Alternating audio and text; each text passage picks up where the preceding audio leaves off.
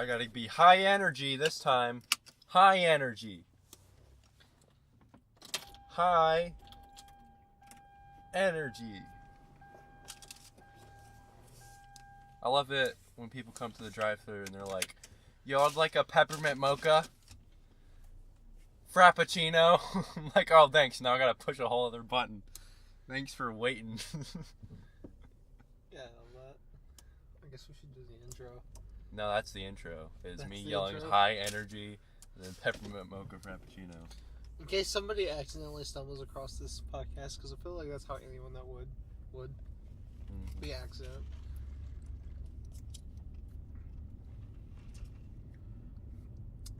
Well, this is the movie podcast. I'm your host. Daniel Day-Lewis. I was going to say Ben Rogan, and that's whatever. Seth Rogen. Yeah. That's Josh Groban. Seth Rogen and Josh Groban need to do something together. This podcast is brought to you by Cheese Goblin. Okay. Nicolas Cage's favorite brand of macaroni and cheese. Cheese Goblin. So, I haven't uploaded that one yet. Mostly because I don't want to listen to it. Yeah, because it's really bad. Yeah. So, in the event that I don't, maybe we should do like a little recap. Yeah. Especially since Talk we about have them more hindsight. coherently. Yeah. Yeah. Where you're not high on Benadryl, And there's not cats and I'm not and Lucas. just high. There's no Lucas. I don't think Lucas was there during any of the movies. No, he wasn't. He should have been there during Mandy. He would have hated it. Lucas does not like experimental anything. Neither do I, apparently. Lucas likes. I didn't like that. Lucas is mad because I bought him Blockers, but I know secretly. Well, he did tell me he wanted to see Blockers, and I know secretly he likes those kinds of movies. He loved Ready Player One, which you have 2 copies of. Yeah, I was about to say 3, but no, I think it's just 2. You got on DVD. That needs to be the new joke. You just need to have 1 million copies of Ready Player. Like anytime there's a collector's edition, we get it for you. We'll get you the 4K version. I'm gonna get a signed one from Steven Spielberg. Before you know it, you have like 30 copies of Ready Player One and have never seen it. It's alright. I'm never gonna watch it, even though I own it on multiple platforms. I mean, technically, I do have 3 copies because You got like, the digital. Blu-ray probably has a digital in it. I actually haven't opened it yet. How did you feel when you got that? Well, like, there was the feeling that, like, the person that gave this might be here right now, so I have to act like I like it. And that's what I did. And they're like, oh, I'm glad you like it, because it was me. And I was like, oh, good, thank you so much. Aww. And that was what I did. But internally I was like, ha, Ready Player One. I mean, you know, one of the movies was good. 12 Cloverfield Lane. 10 Cloverfield Lane? 10 Cloverfield Lane. I thought yeah. you were about to say 12 Years a Slave. 12 Years a I was Slave. like, that's a great And then Christmas the other movie. one was Poltergeist, which I know nothing about. Is that supposed to be good? Yeah, it's considered Yeah. like a landmark horror movie. And then, you know, Ready Player One, you know, a lot of people like, or If at you least love- like it, because, you know, it's fun, but, If like... you love Stranger Things and love like all the 80s nostalgia and buy those products and like, I'm an 80s baby. He-Man. Why does She-Ra have fat friends? I hate it. You probably like that movie. What, Poltergeist or Ready Player One? Both. Poltergeist came out in the 80s. So, I mean, like, the person didn't do too bad. It just, they didn't know that Ready Player One is a joke. Is already a joke to me. And, And that you have it on DVD. And, you know, there's no way for them to know that, so, you know, it's fine. I appreciated the sentiment. What I would have done is give a really happy, bubbly person some movies. Like someone that likes movies, someone that likes feel-good movies. Where I would give them like 12 Years a Slave, Shame. Shame, and Schindler's List. I don't think I can give a coworker shame. I think that's probably not appropriate. There would be a lot of shame to go around. I don't think that would be an appropriate gift. You gauge shame. I would get gauge shame. If there's anyone I was going to be inappropriate to, I would give shame. So yeah. Movies. So we watched movies. I guess let's talk about what we were talking about without context. On New Year's Eve, we watched 3 movies. Well, together we watched 3 movies, and Parker watched like 20 more. I watched 12 movies total. From that New Year's Eve through New Year's Day, I watched 12 movies. And they were Ready Player One, 10 Years Cloverfield Lane, And Welcome to Marwen. And Welcome to Marwen. No, we actually watched Annihilation, which, sounds made up, but no, we actually did watch it. I did watch Annihilation. I have seen Annihilation now. It doesn't sound made up that I watched it again, because I always watch it. For sure.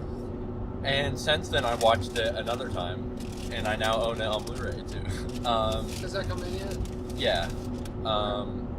And let's see, what else did we watch? Roma, Alfonso Cuarón's movie on Netflix, and then Mandy with Nicolas Cage. By Pantimos? Yorgos Lanthimos' friend, probably.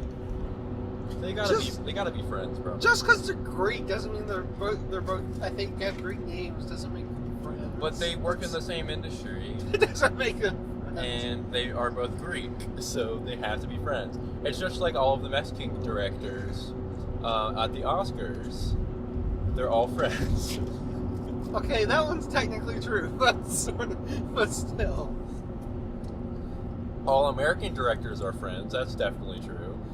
Except for the ones that hate each other. Yeah, like Spike Lee and Quentin Tarantino are best friends. They love each other so much. Spike Lee and Boots Riley. They don't like each other now. Spike Lee's been doing the Quentin Tarantino movies what Boots Riley did to Black Klansman. Because Quentin Tarantino likes to use the N-word a lot in his movies.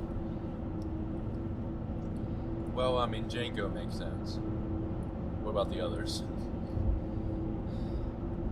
But he likes to use it a lot. Like, uncomfortable amount. So Spike Lee just like, yo, what up? This is a little weird. Well, Django, Spike Lee was like, slavery wasn't an action movie. I think that was what he actually said. I was like, That's actually pretty funny. That's pretty good. Because Django came out, like, right before 12 Years a Slave. Wow. They're so different. Yeah, it's a bit different take on like, slavery. Django was at the Oscars the year before 12 Years a Slave. Yep, 2 very different takes on slavery, for sure. And then Jackie Brown, which is supposed to be like a blaxploitation film. Like, it just is weird with Quentin Tarantino. Like, you feel like he wants to be racist, but he's got to kind of keep it back. I feel like he should have directed The Mule. Like, really let it all out there. He and Clint just get it together.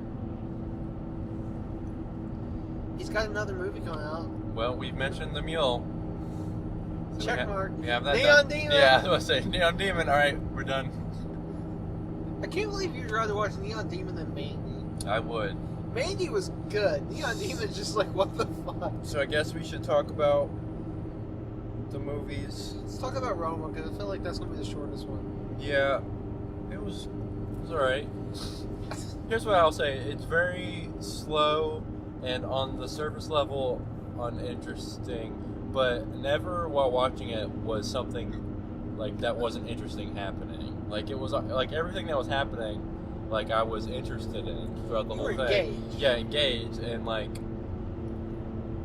but there isn't like, a lot of, there's not a lot of story. It's just life happening. Yeah, and it's like really, it's like even more slice of life than Lady Bird. Yeah. And it's like, it's one thing you should say, it's a really well-made film. Yeah. Like, everything about it. Like, the sound, the cinematography, like, it's very well made.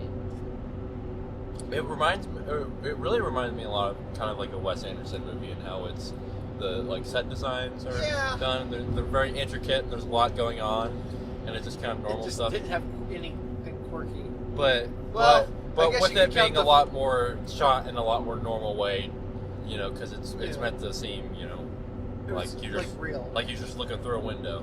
Yeah, I mean, I guess you could count the naked pole fighting or pole vault, whatever it was. Yep, there That's was a weird. penis. That was a And running thing. two of the movies, two of the three movies we watched, there were penis. Yeah, it kept going. I kept fighting with another movie, and I was like, I didn't ask for this. I'm sad the last movie I watched in my marathon was Cape Fear. Was Joaquin Phoenix's penis in whatever the name of that movie is? Somebody was. There was somebody. There was some definitely guy. a penis. Yeah, there was one. I don't think it was Joaquin Phoenix. I can't remember now. When you watch 12 movies straight, like, your mind goes. Did you ever look into Roma, like anything else? Did you ever read anything about it? 'Cause Like the story behind it. yeah, because I still haven't either. No, I Yeah, haven't. and I still need to. Yeah, because like as we also mentioned before, it's supposed to be kind of autobiographical for Alfonso Cuarón, but we don't know what that means. Because there isn't a character in the movie Yeah. named Alfonso, so. I liked Roma a lot. I liked Roma, but at the same time, I think it just wasn't for me. Which usually Yeah. movies like that, I really enjoy. Like movies like this, like just slice of life kind of people movies. Yeah. I usually tend to really enjoy those. I was really looking forward to Roma, but like I don't know. Maybe later, like maybe just at this point, I didn't like it. I'll come back to it and like Yeah. it more. I don't know. I liked it. I don't know that I'll necessarily watch it again, or Like, anytime soon at least. That happens to me sometimes. Like, didn't really like First Reformed a lot when I first saw it. And now it was one of my favorite movies of last year. So movies can grow, and you know there's something to be said for retrospective. Hey, this is the first podcast of 2019. Yeah, Woo. first movie we're saying, but it's still a 2018 movie. Yeah. I wonder what the first 2019 movie is going to be. Harry Potter. He's back. We don't need more Harry Potter. Anyway, next movie. Let's talk about Mandy. I feel like we should save Annihilation. For Yeah. last. Mandy was on a lot of people's best of 2018 lists. Like that movie got a lot of praise. It's really very well reviewed. We watched it. We had very different feelings. I should note I was very high when we watched it. You were on Benadryl, Yeah, I was a little drowsy. and that movie probably didn't help because it is a slow movie. But all that in mind, give me your impression of Mandy. That again. movie was boring. Like for a movie that has Nicolas Cage with an axe and a chainsaw, and there's a dude who's disrobes himself and then starts jacking it, and there's like a lot of weird colors and like there's this weird animation bits and like there's these demon bikers that got spikes all over them. For a movie that has all of that, it was really boring. Okay, so something about Mandy that like you understand. Like, okay, example. You've seen Stranger Things, right? Yeah. Stranger Things, but Stranger Things is done in a certain style. It's done like the Goonies, E.T., like that kind of movie, right? Like the 80s, like kid adventure. Yep. Same thing with like Super 8. Mandy was the same way, except Mandy was done like with the like kind of weird revenge films that were really popular in the late 70s and early 80s. It was doing that type of style. But also a Nicholas Winding Refn movie. Nah, like you don't. Those movies get really odd. And that one got really odd too. And I've seen a lot of those kinds of movies. I grew up watching a lot of 70s B movies. Well, like Mad Max is a revenge movie. Yeah. But it's more action. There, a lot of those 70s thrillers, like revenge thrillers, were really slow. And like, having seen a lot of those, on late night TV growing up, like I knew what it was doing, and like I appreciate a lot of those movies. So it slowed, it bothered me because it was trying to be slow like those movies, but it was still incorporating all that zany stuff. And then again, all the colors was enough to keep me entertained. So I appreciate everything of it. Like, is it my top movies of the year? No. Will I watch it again? I don't know. Probably. Maybe. It's pretty on drugs. But, like, I got what it was doing. I appreciated it, and I really enjoyed it. And it did a very good job of what it was trying to do.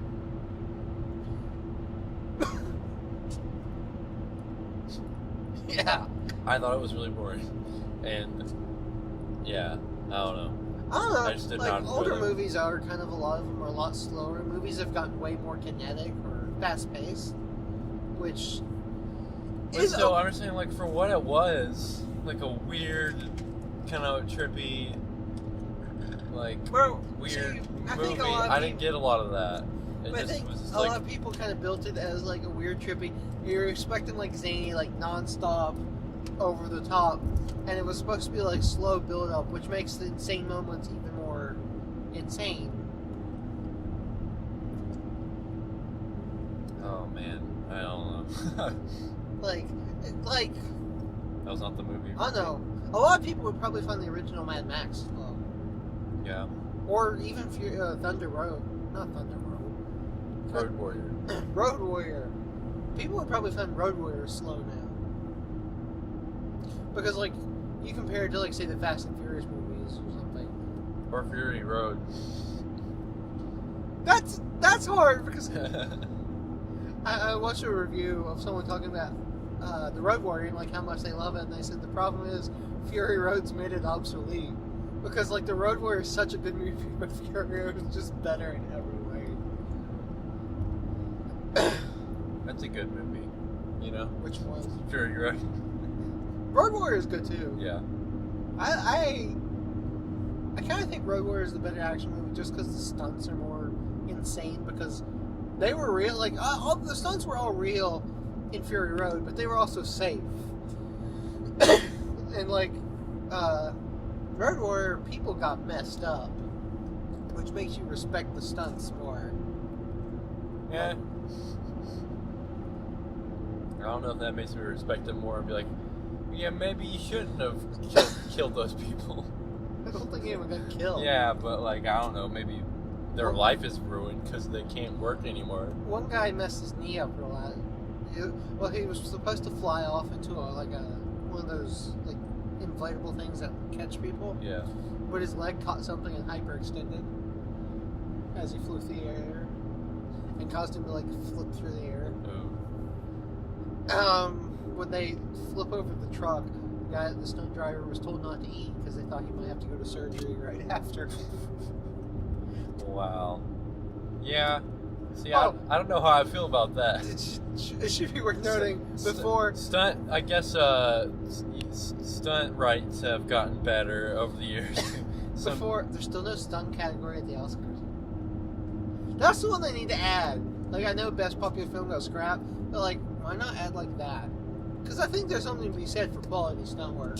Well, and giving some Credit to them. credit to the stunt, the stunt dudes. I would take a Best Stunt Award. Well, anyways, yeah. It should be worth noting that George Miller, before he was a director, he was an emergency room doctor. Really? Yeah. What a life that man has led. That's where some of the inspiration for Mad Max came from. He was Is all the motorcycle accidents that were happening at the time. an ER doctor.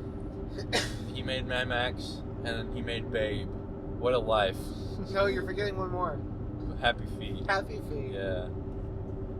Show Happy Feet to your mom and be like, let's watch the movie his other movie, and then show her Fury Road. Babe is actually one of my parents, like, it was a favorite movie of them when we were kids. Really? Yeah, we watched that a lot. We watched Babe a lot, but like I don't think my parents enjoyed ever watching Babe. I don't think my parents really enjoyed watching any of the movies we made them watch hundreds of times.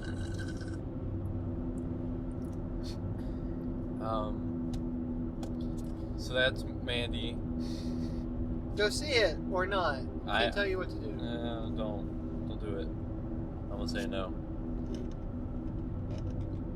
And then the last one, a Ready Player One. You don't even know what joke you're going to do. Ready Player One. Ready Player 12, Cloverfield Lane, Yuslev. What? American Budapest Sniper Hotel Man. You're just trying to make sure Best Picture nominees of various years. Yeah, that year I made that joke. Like, the Oscar goes to American Budapest Hotel Sniper Man. I thought it was a really funny joke. It's not. That joke's aged about as well as Boyhood. Oof. So anyway, Annihilation. How long? I saw Annihilation in theaters on its very, very short-lived theatrical run. I tried to get you to go. Just like Widows. You didn't. It was even shorter though. It was like 2 weeks. Wow. I tried to get you to go, and you're like, yeah. I don't remember what I was doing at the time. I think you wanted to play video games or something. Probably. I may have been sick. I don't know if that was during the It was February, so but I think it was towards the end of February. It was after the Oscars. Really? Yeah. Wow.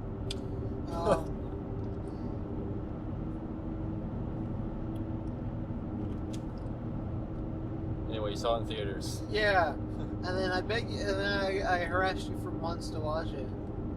And you're like, nah. Like, I even gave you a digital copy, and you're like... Yeah, I'll watch it. Well, no, like, for a while I was, and it was kind of just, like, waiting for a good day to do it. But it was during the semester, so there are no good days. And then it kind of just became a thing of me not watching it, and you telling me to watch it, and me not watching it, and me watching other things instead. And it kind of became a thing. So then I guess now this is probably the best way to do it. It's in a big thing now. We did a podcast that's probably not going to go up on the internet. And that was Benadryl. I hope in the lost episode we'll talk about for years, and then one day we'll release it. The Benadryl episode. In my car, we did it in my car. We brought a portable DVD player and watched the movies in the car, and did the podcast in the car because I have a big luxurious car. It's got a TARDIS. It's basically a TARDIS. His other ride is a TARDIS. But a car. There were cats. A CARDIS. No. Nope. That's worse than American Budapest Hotel Sniper Man. Yeah, you have cats in your car, but you're allergic to cats. Yep. And I'm allergic to cats, hence the Benadryl. I've never taken Benadryl for allergies. I take like Claritin. See, Benadryl's the one to do. That's the one. Claritin helps more for like your sinus stuff. See, it works for mine. Allegra, Zyrtec. I have to alternate between. Yeah. This podcast brought to you by allergy medication. This podcast is also never going up on the internet because that's so bad. But Annihilation, let's actually... So you finally seen Annihilation. Yep. I made Annihilation my movie. It was my movie of the year last year. It's weird we're saying last year. We went over that on that episode. I read my list. But again, that episode's probably never going anywhere. So, Annihilation. Have you made your movies of the year yet? Or are you still... No. I'll do it this week probably, maybe. Or are you going to do your 2017 this year? No, I'm not doing my 2017. Just release each one a year later.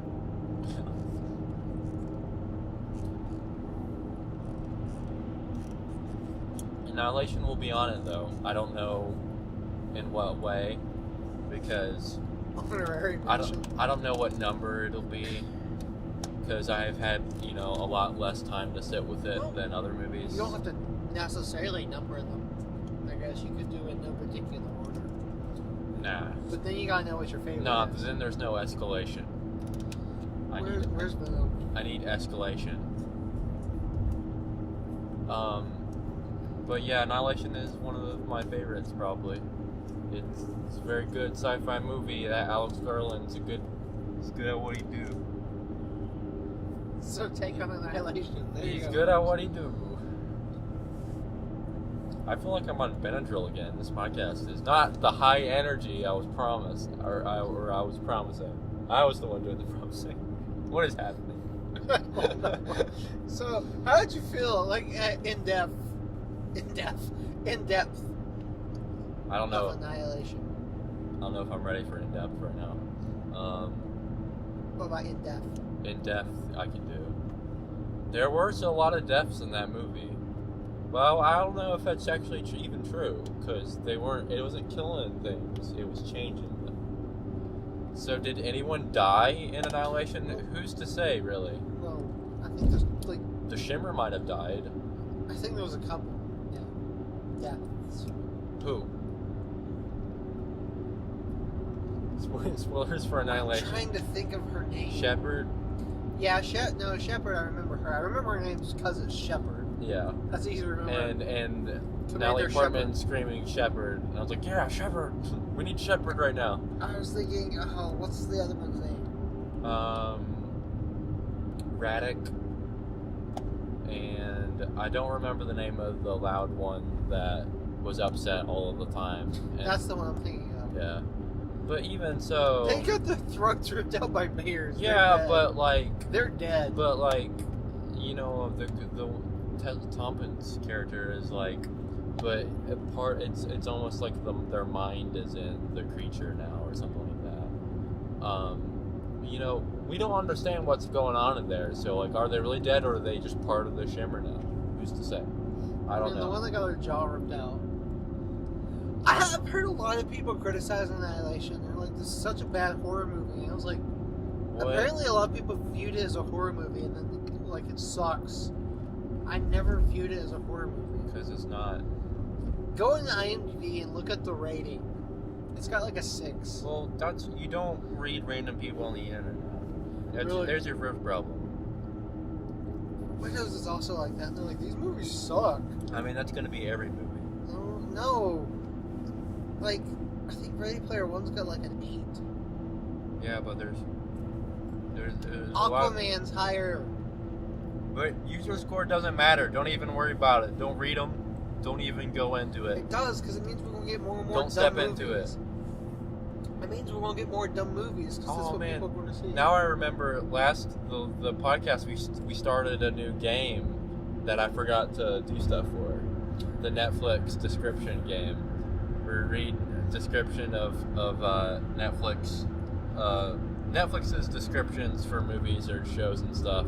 We'll Google a couple that are before. really bad. We'll look up some on the way back. And then we had to guess what the movie is I based off read of a couple that were really bad. the really bad Netflix descriptions. I think Apocalypse Now is really bad. They all are almost. I watched Apocalypse Now. I saw that. That was one of the movies I watched. All the President's Men. Last night and part of today, I started watching District 9, which I've seen a lot of that movie already. It was on TV years ago. I remember watching it, and I know he turns into the alien at the end. That got nominated for Best Picture. But I thought I would watch it again because it was one of those. It's one of those instances where it's late and I'm really tired and I'm not awake enough to play a game, but it's I want to do something before I go to sleep.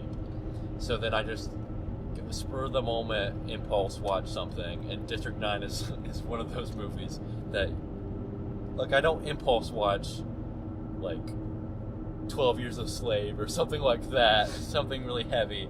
It's no, weird movie. It's usually weird movies when that happens. Don't watch. Like I impulse watched The Lobster. That was a, That's that terrible. was like I'm just gonna randomly watch something. Impulse watch Swiss Army Man. That'll be a good time.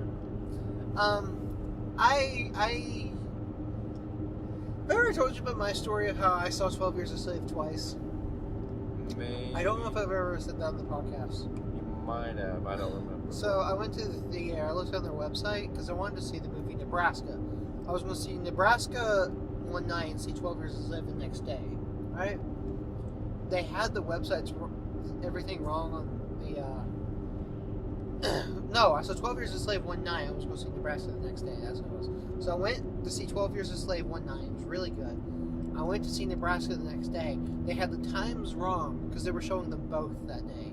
And they had the time for Nebraska wrong on the website. And so I'm sitting. I bought the ticket because like they don't tell you what movie because it was just like a one theater type theater, one auditorium. It was the Ritz. Yeah. So I just go in there like one ticket. They give you your ticket. You go in. And I'm sitting here watching it, and then the titles start. And I was like, Hey, it's Roma.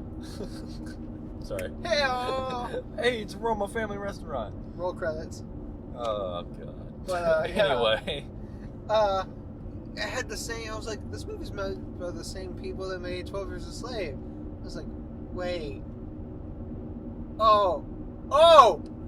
So within like a 10-hour period, I saw 12 Years a Slave twice, which is very, very draining. So you're just like, I guess I'm sticking through this. I was like, I paid for it. It's a good movie. Might as well see it again. And then I just went across the street to the market, got food, and then saw Nebraska. Nice. Which is a good upbringing. It's a good lifting you up after 12 Years a Slave movie because that movie is depressing. It's really good, and I thought it was a very good film, a very important film. But it's like Schindler's List, or the Killing Field. It's like it's not a happy watch. Yeah. Or the Mule. That's depressing in a different way, though. 12 Years a Slave, you're depressed for Solomon Northup. I'm definitely putting the Mule. You're depressed for yourself. I'm because definitely you're putting the watching- Mule up there with 12 Years a Slave and Schindler's List. I put that as number 2 on my worst movies of the year list, and I'm starting to rethink that and think I should have put it at number 1. Was Slenderman one? Slenderman was just so bad. It's like a January movie. Speaking of, we are in January, so if we want to see our worst movie of the year, now's the time. Man. Go see Escape Room. Oh yeah. I like what Red Letter Media refers to January. Fuck you, it's January. Because that's when they dump all the bad things and it won't make money. So that's why you get a lot of horror movies in January. Because most horror movies are bad. Yeah, unfortunately they are.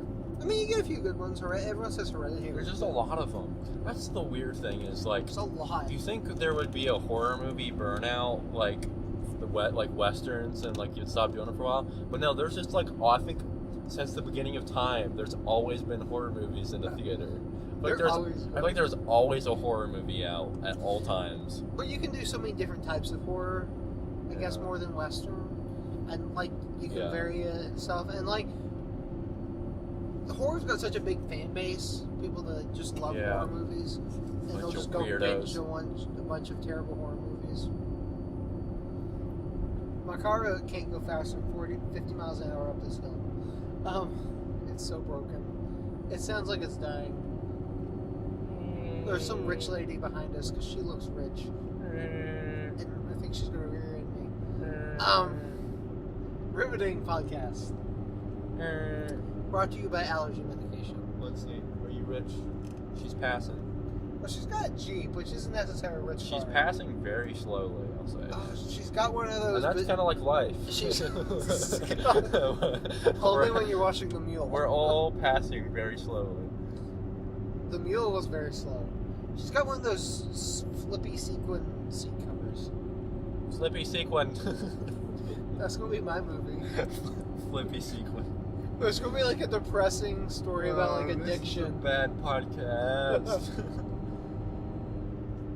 So today we're seeing a movie. Yeah, we are. Actually, we're just going to get food. We're just going to get big pizza. I'm always down for big pizza. What you talking about? We're just getting big pizza. We're not even going to see a movie. We should take the recorder and review the big pizza. Let's do it. And the vape shops. And the vape shops. Yeah, there's also vape shops. The movie we're seeing is Spider-Man Into the Spider-Verse. I feel like we can never just say what it is we're gonna see like the first time. It's like almost every time we've been like, well, we're actually seeing this movie. Psych, gotcha. No, we're seeing At Eternity's Gate. It's always you that does it. It is it is always me, because I do the same joke every time. Because it's always funny, especially when you explain the joke. That's when it's the funniest. You're like BoJack. Ask BoJack. Do you get it? Do you get it? Do you get it though?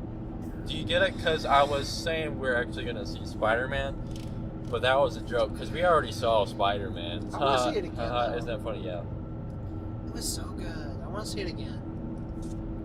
It's such a good movie. At Eternity's Gate about Willem Van Dafoe. Willem Van Gogh. Vincent Van Dafoe. I like Willem Van Gogh. That's what I'm gonna call this movie. Willem Van Gogh. Willem Van Gogh. Willem Dafoe had an interesting year. He was in this and Aquaman. Poor boy. I feel bad for anyone that's in Aquaman. That's the highest grossing superhero movie. And I don't understand. No, not this year. I think Black Panther and Infinity War. It outpaced Spider-Man big time though. That's not too surprising though. Isn't it though? Because it's an animated thing. Yeah, but it had so much buzz around it. Like, yeah, everyone that sees it loves it. Even people going in expecting to hate it love it. Yeah, but normal people that like don't listen to the buzz, then they just go to the theaters and like, oh no, we can see this kitty animated movie, superhero movie, or we can see Jason Momoa with his shirt off. Yeah, but Aquaman. More people know about Spider-Man than Aquaman. Aquaman's a joke. Yeah, he is. He talks to fish. That's his superpowers. He talks to fish. Especially this Aquaman. This Aquaman's especially stupid. Because it's Jason Momoa. Yeah, and spawned from the Zack Snyder movies. I'm interested to see Shazam because it's like the first DC movie free of the Snyder influence, like completely. Yeah. Because like Wonder Woman still had a little in this, but this has no connection to Zack Snyder at all. I'm interested to see how that pans out because it looks really weird and wacky and happy and like we're enjoying ourselves. Suicide Squad was unattached from the Zack Snyder. It was very Zack Snyder-y though. It felt very Zack Snyder. So did Wonder Woman. It had a lot of slow-mo. The Suicide Squad felt like Zack Snyder was very heavily involved with that Really? movie. Yeah. Are they in the same universe? Yeah. Oh, really? Yeah, it's all in the same universe. That's sad. Man, that universe sucks. Wonder Woman's the best movie so far. Aquaman, from what I've gathered, is it's okay. Wonder Woman, everyone was like, this is really good. I was like,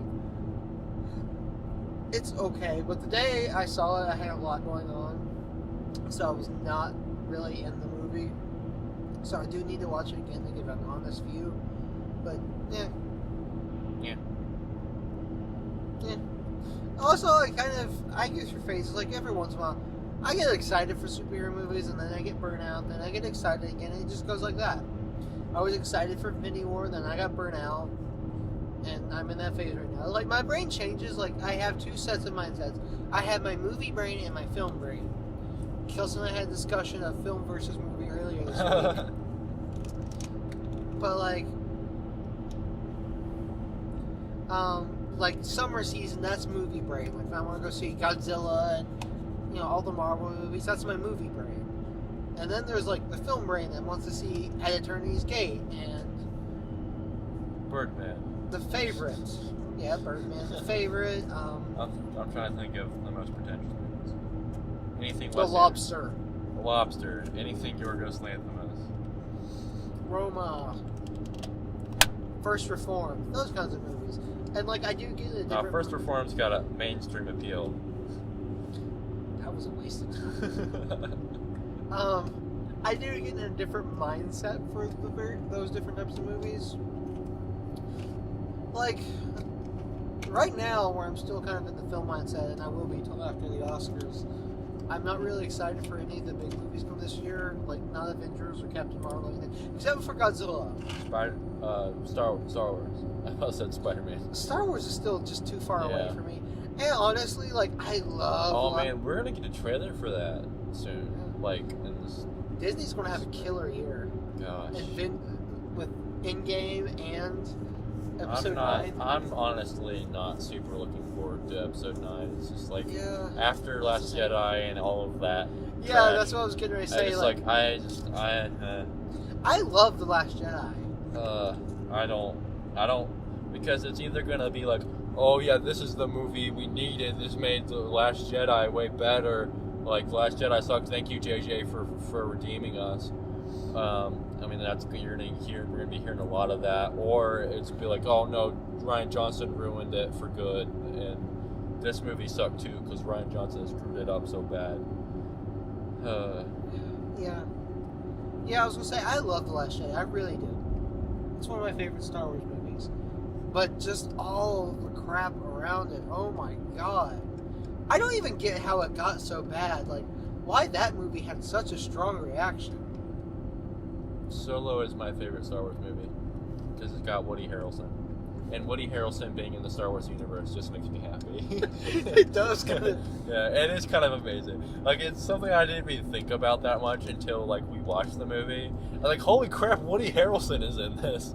Like, what is happening? He doesn't seem like an actor that would be in a Disney movie. He doesn't seem like a very Disney person. He's in Venom. He's going to be in Venom too. Yeah. Man. With that wig. God, I love that wig. He needs to keep that wig the whole movie. And his character is very Woody Harrelson-y, too. It's a very Woody Harrelson. It's a good character, right? He's kind of like Malcolm Reynolds, if Malcolm Reynolds was kind of more of a dick and, like, a little less moral. Yeah. Because he was going to shoot Han. And that's not cool. I actually like Solo. Yeah, I really like Solo. And it's genuinely my favorite Star Wars movie because it's got Woody Harrelson and Darth Maul, baby. You are really hyped. Your expression when you saw Darth Maul. I was crying, I think. No, that was The Last Jedi during that fight scene. Yeah, I was like, oh my god, this is so good. Why did that movie have that strong of a reaction? Like, I've never seen a movie that strong. I think it's kind of just, it's less a reflection of that movie, more a reflection of where we're at as a society right now. The internet. Because I think it's kind of gotten worse and worse, internet culture of outrage, and yeah, especially lately, and in the Trump era too, because everything's risen to comic heights. So, of course, Last Jedi. I'm telling you, Last Jedi is going to be interesting for sociologists studying internet culture. Because it's like the perfect snapshot of it. Like, you think, like, I just don't get it. Like, I don't know. All the critics are like, Luke's terrible and Rey sucks. She's gonna marry Sue. That's how I imagine them talking. Luke Skywalker's a Mary Sue, you little nerd. He was, though. He was just good. Gosh, I love it when people are like, but Rey's parents has to be somewhat significant because that's how the Force works. Like, where is she going to come from? What, this Jedi just came from nothing? Like, what, have you heard of Obi-Wan? Have you heard of, like, all of the Jedi in those movies? Well, not everybody has to be related. Like, pretty much all of them, yeah. I love that when it was like, your parents are nothing. I was like, it's like whispering sweet nothing. I mean, and I wasn't that surprised by that either. Like, I'm surprised that people were like, what? Like, I think part of the problem with that was with The Force Awakens that JJ loves his mysteries and his setups. He's kind of like George Lucas. George Lucas loved to have big reveals and big setups, and JJ is kind of like that, like Into Darkness. He just had to make it come. Right? And he had to make a big deal out of it. And so he was setting up, and Rian Johnson just didn't care for that, so he was like, "No, she's nobody. Moving on. This is what's important." I like it when Kirk died in that movie and him and Spock had an emotional moment. And then he comes back like 10 minutes later. Yeah. Like, it's bad when Spock came back in Star Trek 3, but at least it was another movie, not later in The Wrath of Khan. Have I ever mentioned I really dislike Star Trek Into Darkness? Not on this podcast yet. Man, yeah, that is kind of an old school, like, not inside joke, but like, thing. I hate that movie. Yeah. It's just, The Wrath of Khan is one of my favorite sci-fi movies. It is kind of a weird one, how they redid The Wrath of Khan, but this time it's not Spock that dies. And it's nowhere near as good as The Wrath of Khan. I liked it, though. I mean, it's been a long time since I've seen it, but... Like, it's a very pretty movie, I'll say that. It's a gorgeous movie. It's just, I don't know, I just don't like that movie. How do you like Chris Pine's Kirk? Yeah, I like him alright. Yeah. Did you like Beyond? Yeah, I liked it alright. Beyond was alright. Like, It was kind of fun. It wasn't great, but it was an enjoyable watch. Yeah.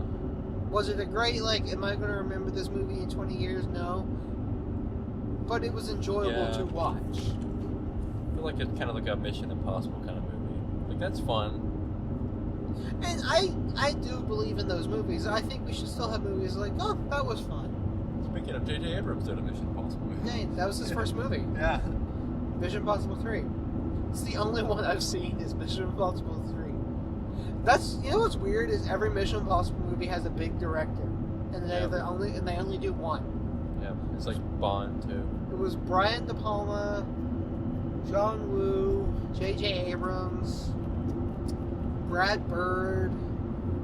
I can't remember.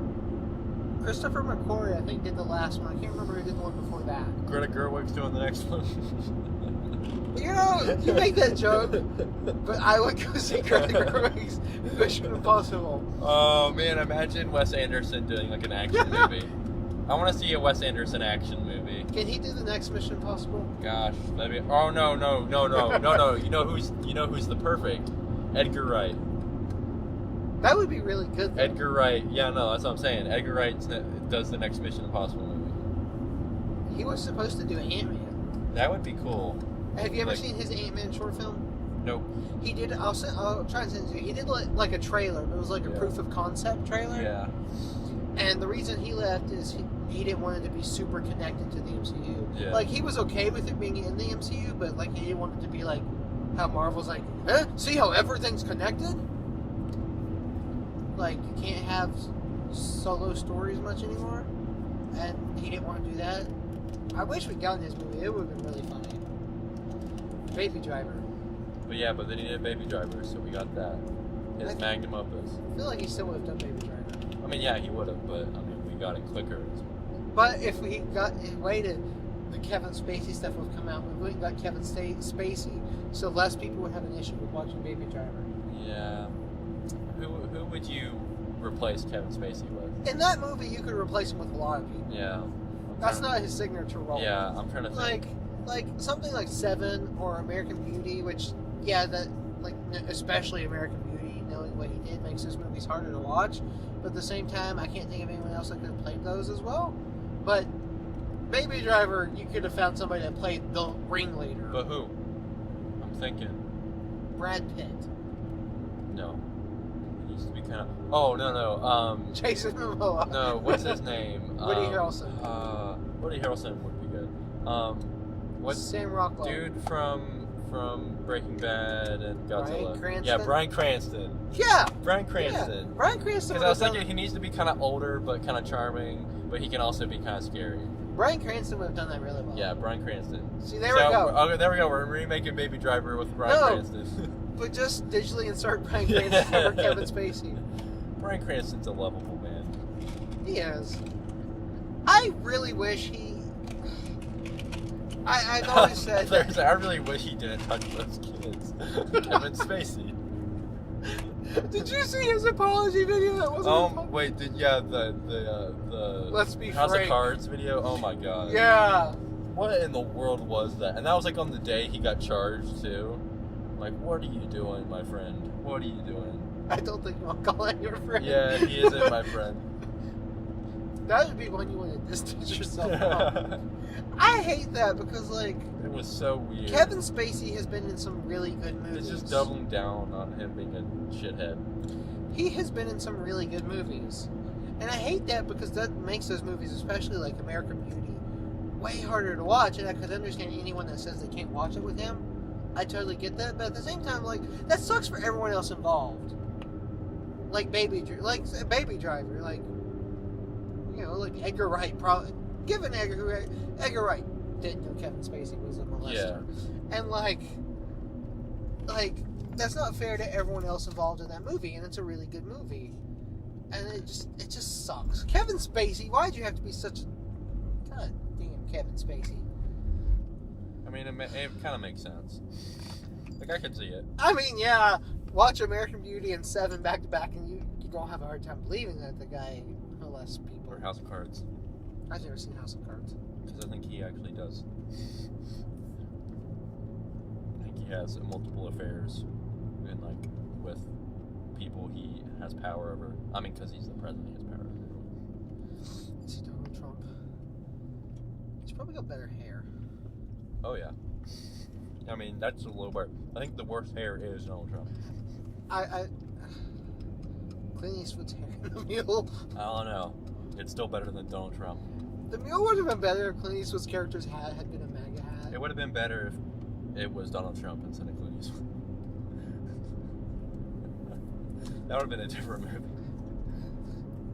We should have went to see the Trump Prophecy. But also the same. I will keep the government shut down for years if I have to get my wall. But I will definitely own it. It's definitely me that will do it. If someone's going to do it, it's going to be me. Hey, they did it. Democrats, they did it. Oh, it's their fault. That kid died? It's their fault. It's all the Democrats' fault, even though I said it was going to be mine. I like that tweet, the parody account that's like, the National Guard is Democrat because they wear blue, and you're like, I thought that was real. Yeah, I genuinely thought that was real for a minute, and I was like, wow.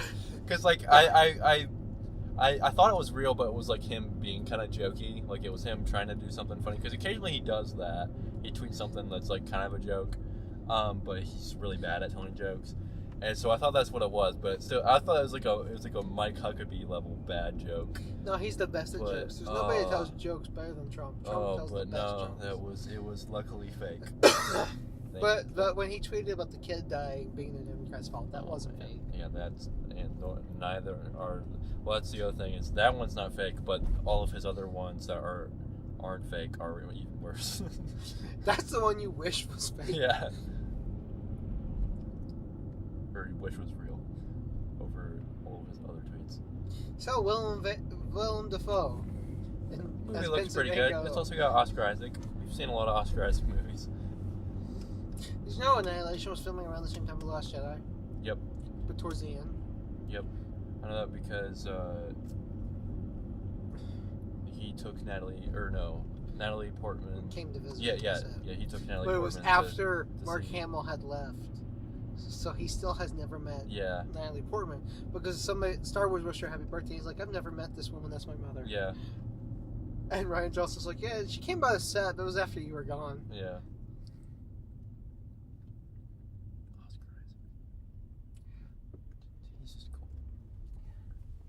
Shut up. He needs to be in more movies. He needs more, like, good dramatic roles.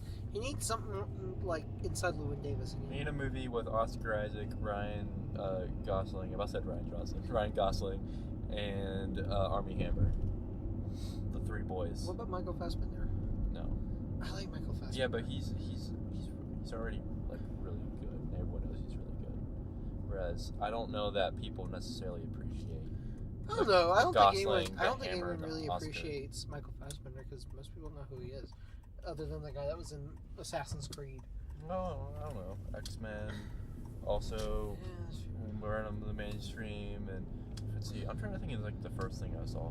people don't appreciate Tom Hardy for being a good actor. Oh, the first thing I saw him in was Band of Brothers, actually. Because Tom Hardy, everybody knows Tom Hardy Yeah. from Venom now, and then like his bits in some of the Bane. Yeah. And then I see a lot of. Inception. I have one coworker that's constantly posting pictures of Tom Hardy going, "Ooh la la, beefcake." And I'm like, stop this! But he is though. Stop. Did The Revenant? Did a lot of people see that? I feel like that. No. I feel like not mean- like a lot of people, but I mean I feel like that's a Oscar movie that might be Yeah. more successful Okay, it was the type of Oscar. because it's got a freaking Okay. bear in it. There's two types. That's CGI bear. There's two types of Oscar movies. There's the kind that we have to go to the lyric or wait to come to the Ritz to see because they don't come anywhere. Yeah. And then there's ones that we can go see like at Christiansburg or Beckley. It came to Beckley. That's where I saw it. Yeah.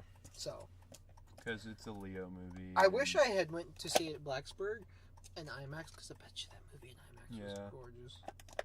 Oh man, we need some good IMAX movies this year. Star Wars. What did we see in IMAX this or in 2018? Besides 2001. I think that was it. No, we definitely saw one that was. Solo? No, That's all I remember. we definitely saw one in IMAX that was new. The only thing I remember seeing in IMAX. First there's- Man. Oh yeah, First Man, which only the moon part was in IMAX. But it was really nice looking. yeah, it was really good looking. Everyone said that. Man, I forgot we saw First Man. That's not good. Everyone said Interstellar was really good in IMAX. Yeah. And Dunkirk. Dunkirk, yeah, because of the sound. And Gravity. Everyone said Gravity was You made. know to what be was seen really good in IMAX, and is because it's one of the 3 movies I've seen in IMAX. 2049. Boy, oh boy, was that a good one. Oh, that was so good. 2001 was. Oh, that was so good. I was really happy to see 2001 in IMAX. Yeah, that was good too. I love that movie. Oh, 2049 in IMAX, dude. That's something I want to experience again. We are in the year of Blade Runner. Oh, Yeah. Where's my flying car? yeah. Where's my flying car in Replicants, dog? Yeah, everyone was making that joke on Twitter. I remember that because I saw someone that was like, it's only been 2019 for a few hours, and I'm already blocking the word Blade Runner from my from my Twitter because everyone's making this joke. So, there's another movie called Zardoz set in 2019. Some people made that joke. The movie Postman, starring Kevin Costner, was set in 2013. I'm the only person I think that remembers that movie. I'm about the only person that remembers Kevin Costner. I remember Kevin Costner. He was so big in the 90s. He was in Man of Steel. That was the last thing I've ever Yeah. seen him in. He was one of the biggest stars in the 90s. Because Yeah. like Dancing with Wolves Robin Hood. and Robin Hood and The Bodyguard. Bodyguard. I think The Bodyguard may have come out in the 80s, but still, it was late 80s. Those are like big movies. And then he did like Waterworld, which is one of the biggest flops in movie history. I get Kevin Costner and is it Michael Keaton. Quaid? What's his first name? Danny Quaid? What's his name? Dennis Quaid? Dennis Quaid. Dennis Quaid. I get them mixed up for some reason. Yeah, I can see that. They kind of got that all-American dad. Yeah, They both because they play play dads a lot. lot. That's why. Because they played. Dennis dad. Quaid was dad in Day After Tomorrow, He was dad in that. starring Jake Gyllenhaal. Yeah, I Remember when saw Jake- bits of that movie. Remember when Jake Gyllenhaal was like a mainstream actor? Yeah. He's trying to become that again because he's in the next Spider-Man movie. Really? Yeah, he plays Mysterio. Mysterio. I didn't want that. I don't want him in Spider-Man unless he's playing the Green Goblin. No, I don't want that either. I want him playing the Joker. That would be weird. Yeah. Watch Nightcrawler and tell me he can't Yeah, play yeah. the Joker. I mean, I think he was. Though I'm curious to see. We'll probably end up going to see the Joker because, and you're curious at least about Joaquin Phoenix's Joker, Yeah. and it's not set in the DC. I want universe. a Joaquin Phoenix Joker. I want a Jake Gyllenhaal Joker. I want a Matthew McConaughey Joker. Oh God. Think of how good but bad a Matthew McConaughey Joker would be. Like, I think it would be bad, but in But, like like- a Venom fun Like way. Venom. Like it would be amazing. Oh, just imagine. All right. Gosh, that would be so good. No. Ha ha ha ha ha ha.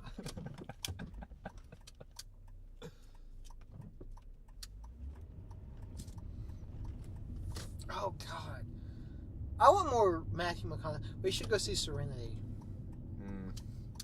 You admit you want to see more Matthew McConaughey. Not schlock. really. No, you That missed. that one just looks really boring to me. We need to go see one really bad movie this year.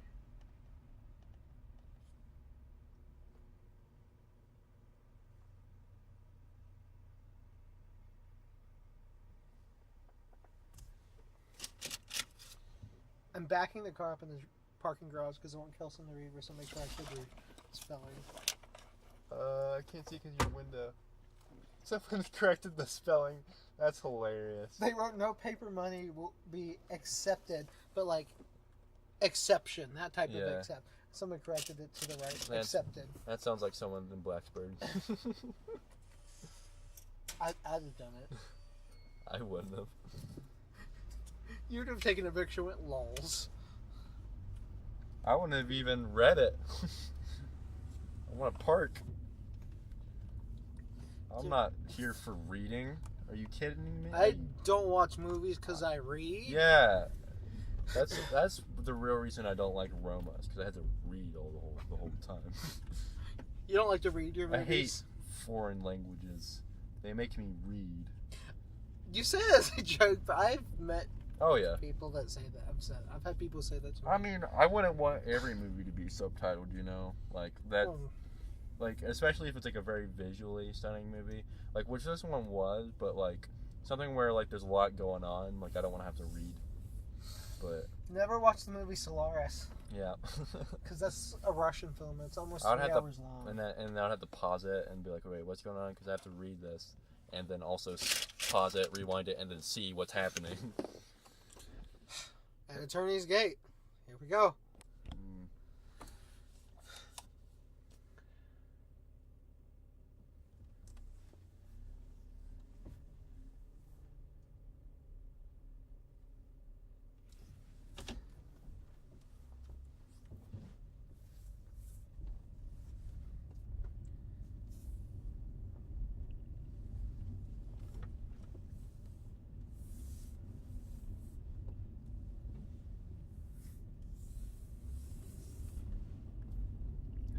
Car ASMR. I was going to say anything until we got to the pay thing. It's like, please insert your card.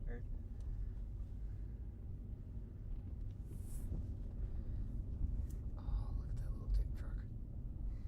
Oh, he's even got a flag license plate. Does he have truck nuts?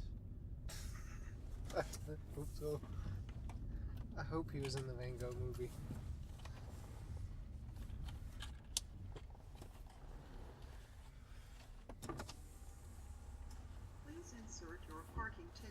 Please insert your parking ticket. Fee is $5. Please pay the parking fee by discount ticket, prepaid card, coins, or banknotes. I feel nervous every time I put my card in there.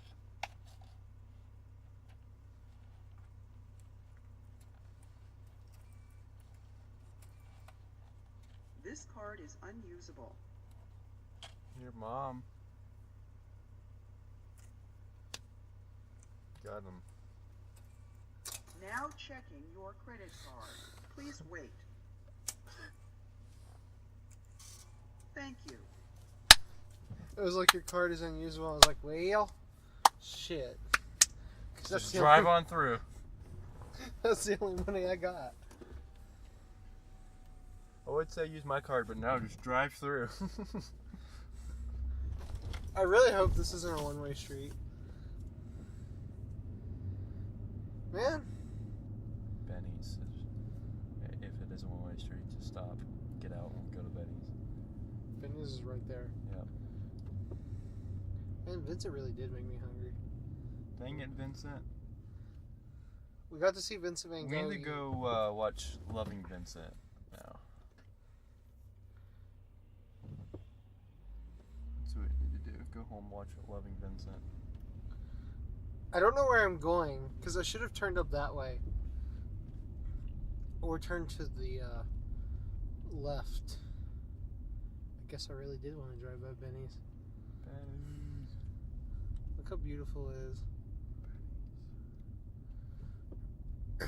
Someone's walking out with a pizza. People are eating outside. Crazy people.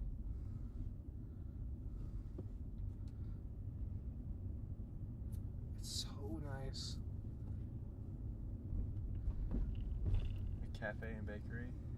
One of the 5. How many coffee shops are there? Oh, I'm sure there's a lot. Well, there's like 30 pizza places. Yeah. One day we need to go to the Mellow Mushroom when we come down here. And then that greenhouse. I don't know what that is, but it just looks weird. Oh, Jimmy John's. They got Jimmy John's. It's sprinkler control room. Is that the 3rd sprinkler control room Yeah. you've seen?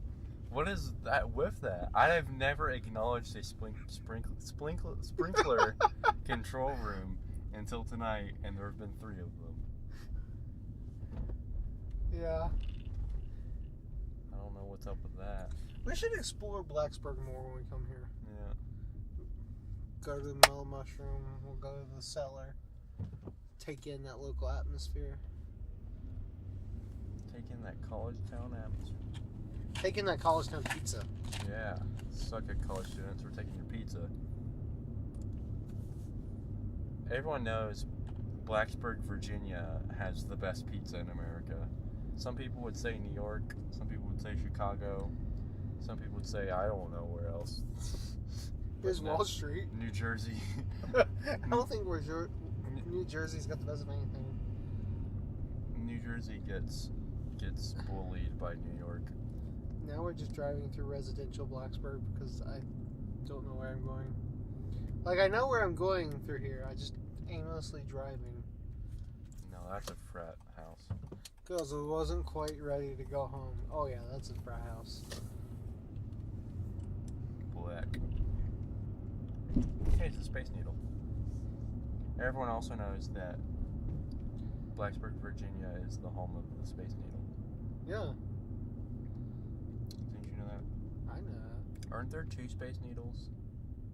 There's like one in Seattle and then one somewhere else, I think. Oh, I thought there was only one in Seattle. I don't know. I think there's another one. I don't know world landmarks. World landmarks. The very famous Space Needle. I mean, it is. I mean, There's a dog. it's more famous than anything here, but it's not like There's a dog. it's not like the Burj Khalifa. It's like the Eiffel Tower. When are they ever going to finish completing the Eiffel Tower, I tell you? Never, because it should never be complete. That's some It always needs something. That's some shitty workmanship, just leaving that steel frame and not finishing it.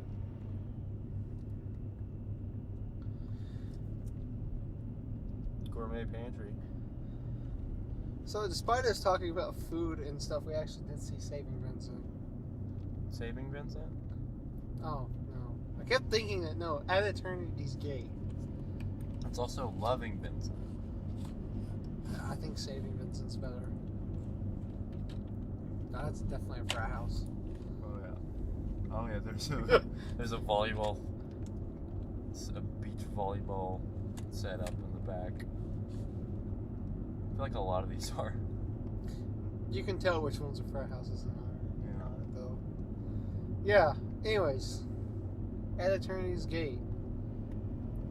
That was a movie. Yep. I also think we say that every podcast after we say That was a movie. That was a movie. Which that could mean that was very, very good, or that was awful. I usually take that as, well, that was bad. That's all I have to say about it. I don't know. I say it a lot of times when I was like, that was a movie. Like, Yeah, I like- think you say it as good, and I'm just like, well, I use it as both. It's usually like one of the extremes. Like, well, that was so good I can't form words, or that was so bad I can't form words. I think you said that. I think it started with First Reformed. So you mean it in a bad way? So does that mean you didn't like? No, Okay, that's. no. I want to say I up think front. it's just gotten a habit. Yeah. Hey, let's go to GameStop. That's a Get big some GameStop. Funko Pops. That is a big GameSpot. Stop. GameSpot. Wow, words are hard today. We are terrible today. Hey, it's coffee out. Mochas, lattes, fraps, iced coffee. We've talked about food more than we've talked We're really hungry. Yeah, that's not even really a joke. We've talked about like 6 restaurants. Five Guys. You wanna go- Zoe's Kitchen. You want to go to Five Guys? Listen, I won't say no. You're the wheelman, but don't let me put thoughts in your mind. But like also, Five Guys. have you heard of this place called Five Guys Burgers and Fries? They do have the best fries. Have you heard of this place called? You're- One of these has to be at Wendy's. I was like, there has to be a restaurant up there. There's a vending machine at that motel. Yeah, let's not go to Five Guys. Let's go to Wendy's. That's the real place. Oh, That's the God. real burger place.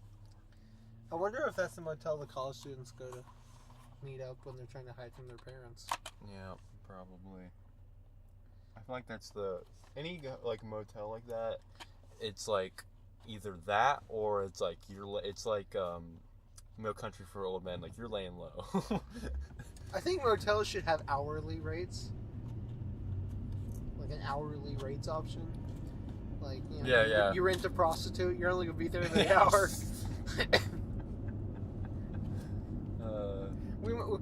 You're getting great podcasts because we just abandoned talking about the movie and we're like, let's go to Five Guys. Yeah, I like how I was actually about to say something like dramatic about the movie and then was immediately distracted by food.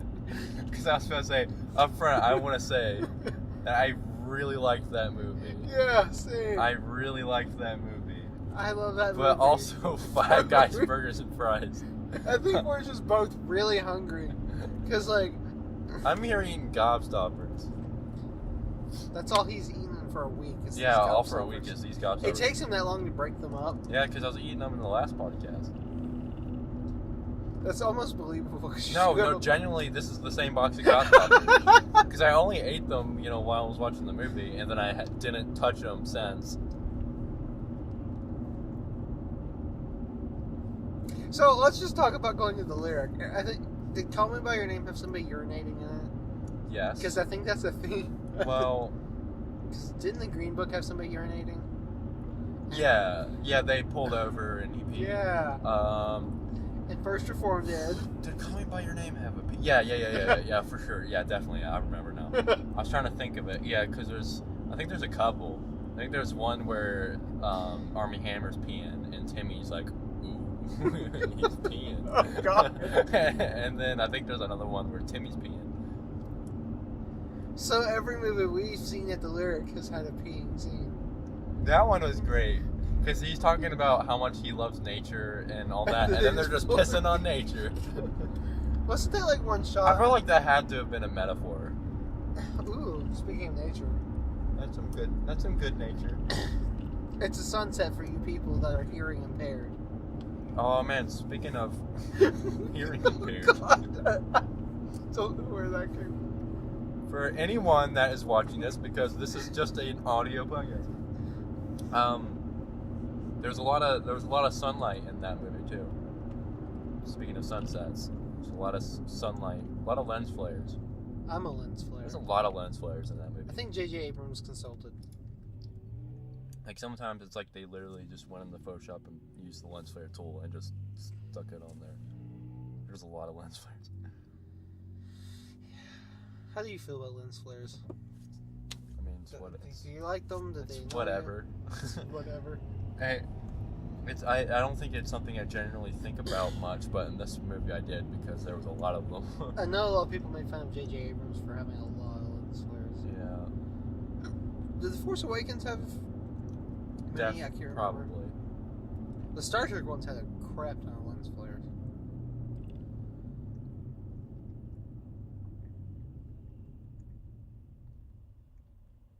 Loving Vincent. I think I might watch that actually. I don't know much about Vincent Van Gogh. Yeah, neither do I. So here's the thing. I looked up before I came here. I was like, did he kill himself? I don't remember. I remember. And Yeah, they that's said, what I yeah, thought. he shot himself in the stomach. But then this movie, the movie makes it ambiguous as to whether or not he shot himself in the stomach or something happened. Or But then in the credits, it's like he never mentioned. Them. so I'm like, How do they know that? so then what is what is that? Is this something that was in his head? But if he never mentioned it to anyone, then, or did it actually happen? Or like, maybe someone confessed to it later, but it's like we have no way of verifying that. So maybe that's just one of the stories out there of how he died. He didn't actually kill himself, but like, Wikipedia said he shot himself in the stomach and then he died. Wikipedia is always right. Because I remember them killing themselves, because that was a whole Doctor Who episode. They go back in time and meet Vincent Van Gogh, and she's trying to keep him from killing himself or something. I don't know. I don't know much about him either, and like I know he dealt with mental illness. And yeah, stuff, but I know that. I want to look up more. So that's why I also want to watch The Loving Vincent, because I want to get more Van Gogh. Saoirse Ronan's in that too. I don't know who else. I was just looking at it last night. I wanted to see if it was on anything. And it just, like, in the list of actors on it, it's also Saoirse Ronan. I was like, oh, hey. She was in multiple Oscar-nominated movies that year then. She's always in a lot. Yeah. That was, for Best Animated Picture. Do you think this one will be nominated for Best Animated Picture? I think Mandy should be. Just for those little snips. Man, I really liked this movie, though. Yeah, I did too. It was really good. It was a very good movie. It was definitely better than the Green Book. Yeah. What was have we only seen Call Me By Your Name, First Reformed, Green Book, in this lyric, and then you saw... I saw Shape of Water. Super Shoes. Come get your shoes at Super Shoes. Carhartt coats on sale. Apparently they sell more than just shoes. Yeah, apparently Super Shoes. Get with the program. Hey, look at Jesus. A lot of Jesus in that Van Gogh movie. A lot of religious stuff. Let's go to the Regal. Let's just go to Panera Bread. Let's impromptu see another movie. I have no idea what we're seeing. Just walk up. Spider-Man. Slap it down and be like, we want to see what's surprise playing. Surprise me. You pick me what's your favorite movie playing. We end up seeing, like, I don't know, what's some terrible rom-com out right now? Is that movie with Mark Wahlberg still out, Instant Family? Yeah, I think it's out. Oh, we got that movie with Kevin Hart and Bryan Cranston coming out. The feel-good one. I've heard like 30 ads for it on the radio. What is it called and about? Did we see a thing for it? I don't remember. I think I sent you a trailer for it making fun of it. I don't remember this. I feel like I've seen it, but I don't remember it. It's like he's paraplegic and Kevin Hart's his caretaker. Okay, no, I definitely haven't seen it. And he's like really, really rich. Okay, I was just immediately assuming it was like a dumb buddy comedy because I don't think Kevin Hart has done anything serious. And Kevin Hart... Is it serious? I think it's supposed to be a dramedy. But it's one of those movies that everybody's going to be like, oh, it's such a good movie, it feels so good. Your grandma's going to love it. Wait, I think I vaguely remember this now. Wow, what is happening to my memory? Drugs, man. I All that Benadryl. I remember it now. Yeah, it's that Benadryl, man. It's like the movie that your aunt that loves Ron Howard. It's like Marwen. Yeah, it's your aunt that loves Ron Howard and the Da Vinci Code and that Green Book. That was so inspiring and stuff like that. And none of my family sounds like that. It's not like a literal aunt. That's just my aunt that when you meet at Christmas and she knows you like movies and she's like, oh, but did you see the Da Vinci Code? Did you see Ready Player One? You like nerdy stuff. He's Ready Player One. No, that's your cousin that's 40 years old and won't grow up out of the 80s. Yo, dude, Ready Player One blew my mind. Give me all the warm fuzzies. As an 80s kid. I don't want that Vincent Van Gogh crap. I wonder how people feel about it. I think we should start sitting at the bottom to hear people's reactions when they leave. Yeah. Like First Reformed. Yeah, because you don't get that when you sit top like we did with First Reformed, and that was a waste of time. I want to hear more people say that. That woman was so good. Shout out to that woman. Just, that was a waste of time. And got up and left. I wanted to go see The Mule with that woman. Man, she was great. I wonder if she liked The Mule. It's hard to say. It's hard to say. Widows also had people that were very noticeable. Yeah, we won't talk about them though. And well, The Mule had those old people pointing their canes at the girl in the crutch and making her move. I remember that. Old people. Hey, it's a Walmart. Let's review that Walmart. Let's give it 5 stars. I'll just walk around with my phone holding it 10 like this. out of 10 Walmart. There's a little bit of silicone on the camera here, so everything's fuzzy, like blurry. Oh, yeah. Just like the camera in Vincent Van Gogh. But just his perspective and just Yeah. the bottom half. Yeah, that was kind of cool. I was wondering what that signified. Just insanity. I wondered, like, if maybe his vision was going. Yeah, Or if maybe. that was something I didn't know enough about his life. It's possible. And I liked the way the camera was like really moving it kind of unnaturally. Yeah, it Like- had a lot of really good camera work. Yeah. We're- Some shaky. We're finally starting to talk about the movie. I don't want to call it shaky cam either because it was No, like kind of it was deliberate. handheld. It's like Jackson Pollock. It's like deliberate, but also automatic. I'm just thinking. like I'm just thinking of Guardians of the Galaxy. Yeah. It's like if you shine a black light in here, it's going to look like Jackson Pollock. it's like that other movie with Oscar Isaac. How it's like kind of unnatural, but in a natural way. Like when you try to make something look Sucker unnatural, Punch. it's still very deliberate. Is Sucker that- Punch was not the Oscar Isaac movie I was thinking about. No, But it's Zack Snyder's only original movie. I was thinking about the other one by the other Alex Garland movies. He should just be in all of Alex Garland movies. Well, he's on a good track for it so far. Yeah. Is he in Dread, the unofficial Alex Garland movie? Just Carl Urban.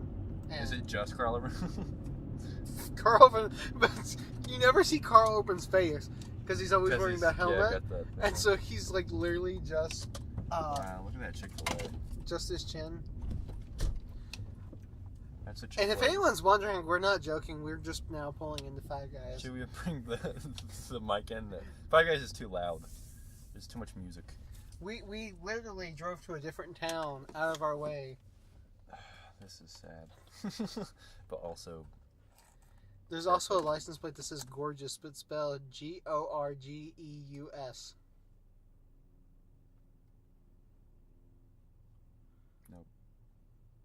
no thanks. I hope they're in Witch Witch.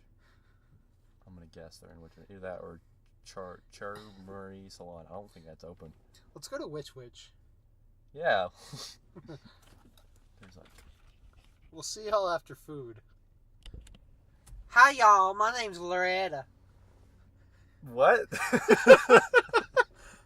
That's what Southern accents sound like in every movie, though. Oh, yeah. So I've been watching the 3rd season of A Series of Unfortunate Events just came out, right? And my girlfriend and I, we like to watch her show. Like, that's one of the shows that we watch because, like, she can't handle Black Mirror. Oh, yeah. Because she's watched 2 episodes. We watched Shut Up and Dance and San Junipero. Shut Up and Dance, she had gripped the mattress that we were sleeping on at the time because we had just moved into our house. Didn't have a bed yet. She gripped it so tight that her finger indentions in it. Because that one, like the roller coaster of emotions, that one. And San Junipero, she was in tears. So she can't watch that one. So we watched A Series of Unfortunate Events. And we're watching it, and it's really good. If you ever get a chance to watch it, watch it. But I tell you that about everything. Yeah, there's too many things to watch. You need to watch Citizen Kane. Yeah, I probably should, since that's one that you actually lent me. Highest on the list is, like, as far as movies, Citizen Kane's pretty up there. But as far as shows, Avatar is, like, probably the highest thing I want you to watch. The Last Airbender. Oh, I thought you meant James Cameron. Well, we're getting the sequel next year. Oh, boy. Avatar turns 10 this year. Wow. We get the sequel 11 years, and that movie hasn't aged. Like, some movies stay in the cultural Wow, that movie zeitgeist. turned 10? Yeah. Or it turns 10 this year? Yeah. I was like 6 when that came out then. No, you're not. You're older than 16. You were like 10 when that came out because you're like 20. I just did my math really wrong. Kelson is not a 16-year-old, I assure you. I'm not kidnapping a 16-year-old. Moving on. No, so yeah, I would have been 11. Okay. Holy dang. Oh, yeah, you turned 21. Yeah. This means I can actually take you to the cellar without worrying about them kicking you out. You Yeah. don't get drinks. Anyways. That'll be in July. That'd be Yeah, the 'cause your July, birthday- the July special. Your birthday's the day before mine. Yeah. We'll have to do some big movie because like our birthdays are one day apart. That's a legit thing. Yeah. That's His- weird. Yours is the first and mine's the second. Yeah. Anyway, And my mother's maiden name is. Your mother's maiden name. No, now they know my birthday and my mother's maiden name. What's your social security number? Dude, I can't even tell you that. I don't even have it Really? memorized. Yeah. Oh. That's like my parents have been telling me to memorize my social security number for years, and I just haven't. I know my Starbucks numbers. I actually do. Well, that because I have to, but I mean, I had to learn my social security because you you Wait. do need to. I Yeah. just haven't. when you become an adult, Yeah. you need it. Yeah. Anyways, It's just I haven't. I've gotten away with not having. To do it. what was I talking about? I forgot. Oh, a series of unfortunate events. Yeah. Anyways, Nathan Fillion's on it, right? And a handful of other people like that you would know, like Nathan Fillion. Neil Patrick Harris. He's actually really good at it. Hail Patrick Harris. Like he's kind of like Dr. Horrible sing along blog. Have you ever seen that? No. Oh, it's Joss Whedon. It's a webisode he did, or web short. But it's got Nathan Fillion. It was like after Firefly got canceled, but before he did the Avengers. Or Serenity, even, I think. Anyways, they introduced a new character in the season who's played by, I can't remember her name, but the girl from Get Out. Oh yeah. And she's like a good guy, but I can't see her as a good guy because I'm waiting She's for in Girls too. I'm waiting for her to double cross. Isn't that what Adam Driver started in? Yep. Yep. Because I remember when he got cast as Kylo Ren, everyone was like, we can't see him as a villain because girls.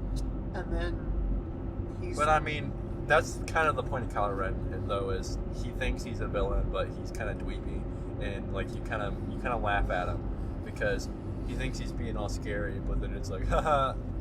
That's Kylo Ren in The Force Awakens. He's like edgy. Well, even in the second one, because Luke freaking dabs on him. He's easily angered, but he's like... way more serious. That's the thing. Is Yeah. One of the reasons I like The Last Jedi a lot is that it made me like Kylo a lot more. Because Force Awakens, I was like very iffy on the Kylo character, and then Last Jedi, he and Rey both were really good. Yeah, it did a lot for the two of the characters. But he's very serious, and then Luke just super dabs on him, just dunks on him real hard, and then he's like really embarrassed. What I like about Kylo is Kylo's how Anakin should have been in the prequels. Yeah, for real. Like, Except when, I mean, maybe he could have been if it was by an actor that, tried a little more. well, yeah. I mean, that whole thing. There's a lot that needs to be fixed in the prequels. Like, Well, yeah, and then also if George Lucas directing was a little more than, I don't know, be angrier. have you ever seen Belated Media's how to fix episode 1 or they're called something like that? Yeah, you said like it was like all of the movies? Yeah, he did all 3. Yeah. He did the third one right before Force Awakens. I love those because, like, I don't agree with some of them. It's like some things I would do different. Obviously, that's how everyone is. Keeping But- Darth Maul alive was the one thing I agreed with. Oh, that was the big thing. A central villain. I agreed with everything in the first 2. I would have changed a lot in, like, the Revenge of the Sith. Because I actually like the Order 66 sequence. Like, that's one of the few really good scenes, I think. Like, it did a great job. Yeah. Because, like, I remember I liked Revenge of the Sith, but I had to convince myself to like it. Because I remember, the scene when they're at that weird space opera, Revenge of the Sith, like the blobs are floating around, and he's telling them about Darth Plagueis? Yes. I remember sitting there, 2005, watching it thinking, man, this is boring. I don't like this movie. But Order 66 scene legitimately made me feel something for these characters that I didn't even know. I think most of it was John Williams' music. Yeah. Which goes to say a lot about how good his music was.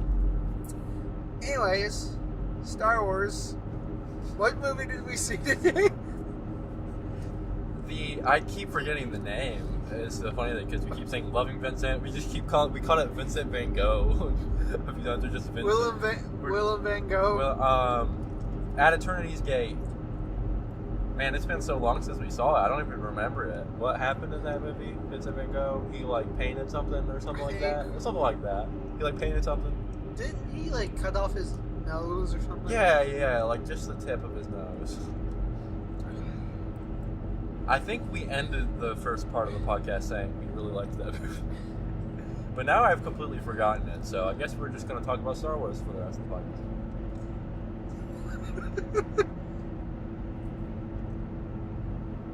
Psych, got you again. That's a classic Kelson gag. I was pointing your leg the whole time. I remember that movie. Did you get it? And I liked you it. understand it? I liked that movie. Lens flares, lots of them. Mindset. Like I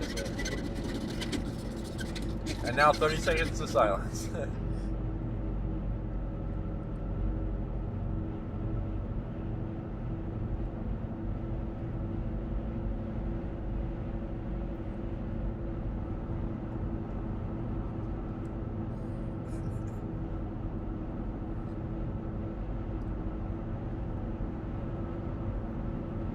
Man, we're really starting 2019 off right. This is a bad podcast. I feel like the podcast gets better the more we say this is a bad podcast, because we say it a lot. And it's definitely getting better. Once we are able to actually upload it somewhere other than YouTube, that's how you know we're serious. Downtown. Honestly, the only reason I haven't uploaded anywhere off YouTube is because we have no thumbnail for the podcast. Like, thumbnail art. Yeah. That's legitimately it. And it's more complicated. Once we get that and a banner, once we get a thumbnail art and a banner, I'm going to upload it to things, make a Facebook page and a Twitter account for it, but until then, it's just YouTube. Yeah. Anyway, At Attorney's Game. Movie. Let's talk about it. Let's finally dive in there. I love the camera work of this movie. Yeah, me too. I really love the music too. Like, there's a lot of music. There's a lot of, like, the majority of the movie is just Vincent going out into nature while really grand music plays. And a lot of it's pretty somber too. And then him just painting. And it's beautiful. But there's also, like, it's a very pretentious movie, yeah. And there is a lot of just, like, you know, long, some would say it's a slow movie because there's not a lot happening. Look, a lot of long, just kind of thoughtful stuff. Here's how you judge, right? Your cousin that loves your older cousin that loves Ready Player One and Stranger Things, not gonna like this movie. Your aunt that loved the Green Book and the Da Vinci Code and all that, she's not like it. Your Uncle Jason Schwartzman. Your dad that loves The Mule, not gonna like this movie. Your younger brother that likes Aquaman, punch him in the face. But your sister that's at college for arts as an art student, she's probably gonna like this movie. If she's an art student, you know. Yeah. That's how you know that this But movie. I was gonna say though, like, I really loved the story of it as well and what they did with it, because Vincent Van Gogh had a lot of mental illness issues. And I thought that the movie did a really good way of handling it, both in a visual way and a storytelling way. A sound too. Yeah, and Like the repeating with dialogue. yeah. Oh, that reminded me so much of Hellblade, where it's like he's hearing the voices. I think a lot of people theorize that schizophrenia. Yeah, might or have. psychosis. Or And, something. you played Hellblade, right? I played the 2 hours of it. And this made me want to go back and play That's it. a to disservice. finish it. Well, like, I'm going to finish Such it. a short that game. was one of the things. It was also around the time of But like playing Dark they Souls. consulted a ton of people for like Yeah. that has schizophrenia as well as doctors, and like they had 3 people that just walked in circles around the mic recording. Yeah. guys. But yeah, I see what you're saying. There's this really good video essay I need to send you about Hellblade. That's from a guy that actually has psychoses. Yeah. And he's like, this game like really changed my life, because because he hadn't talked about it, because he like made video essays for a while, and like he's never talked about that, and he talked about how his fiance doesn't even know he deals with that, and he's like, this kind of helped him open up about it, and I got to send it to you because that was like one of the most powerful video essays I've ever Yeah. seen. Yeah, it's something that when you got. But this when you movie like handles it, I would say, just as well. It's really good. There's two scenes important. One, the last one, and like they escalate and like have more out of scene because like the first one is just repeating dialogue he's heard, almost like he's running it through his mind. Yeah. And the second one, it plays some things that are about to be said, and some things that have already been said, and it's all over the place. And like the images keep changing and shifting.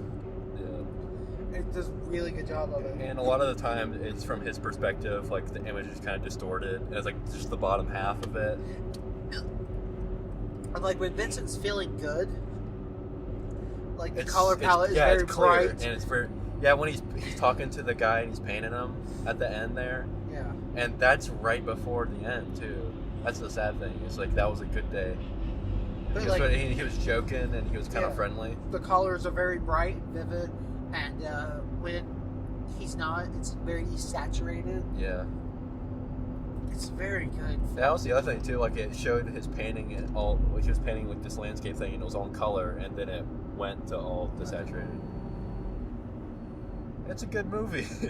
It makes me sad that this is very definitely not going to get nominations. Yeah. Maybe like some camera or sound thing, maybe.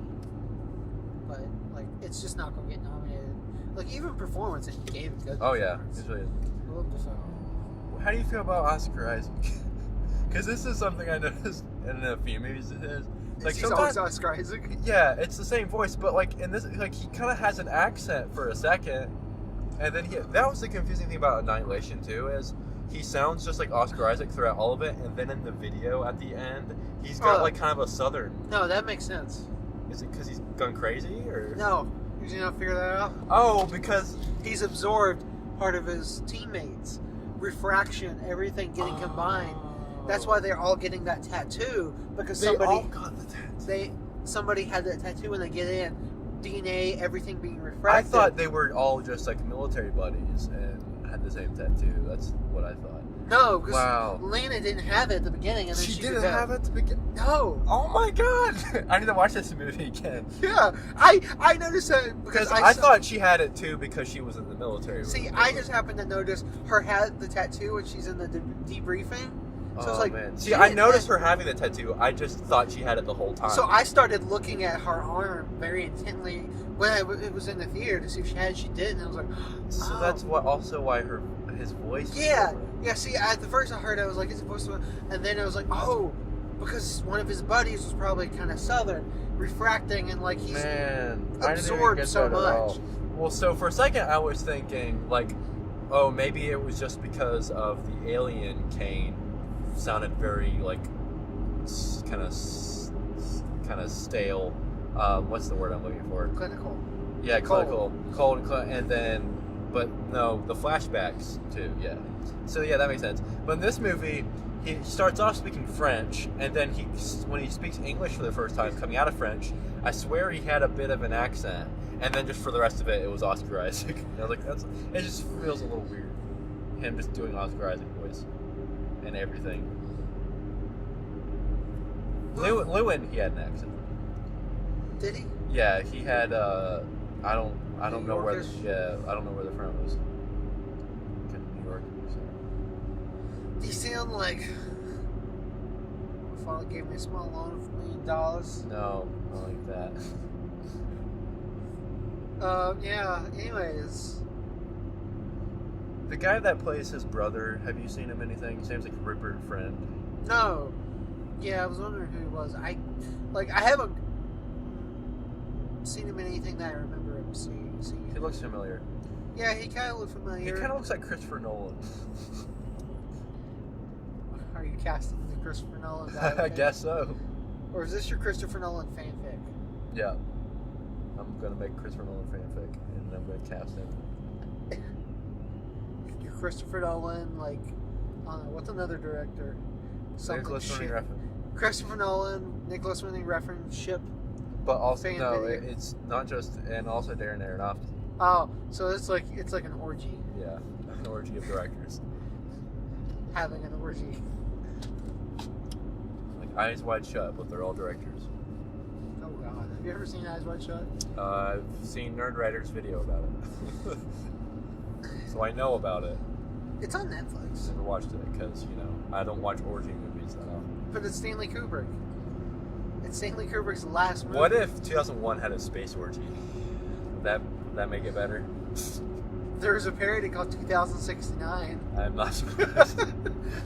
Blade Runner 2069, I'm sure that's a thing. The original is called Blade Comer. Every time I hear... It took a second for that one to register. Like, you kept talking and then you're like, damn it. Every time I hear someone say Blade Runner 2049, that's how you know they're a replicant. Because no one says 2049, it's 2049. No one said 2000 since 2009. Yeah. Now it's 20. And, yeah, you stop. So that's when you know they're a replicant. It's when people say, Well, is that how oh, you it annoys me every time someone says What was the 2000. test in Blade Runner called? The Voight Kampf. the Turing test, no. Have you heard of the Turing test? Well, this is the something test. Detroit Become Human. Oh, does it have the same thing? It's got. He makes up Oh, something. Voight Kampf. It's the guy that acts exactly like Neander Wallace and sounds like Neander Wallace, and I had to look up who he was because it sounded exactly like him voice-wise, and he acts like him, and I was just like,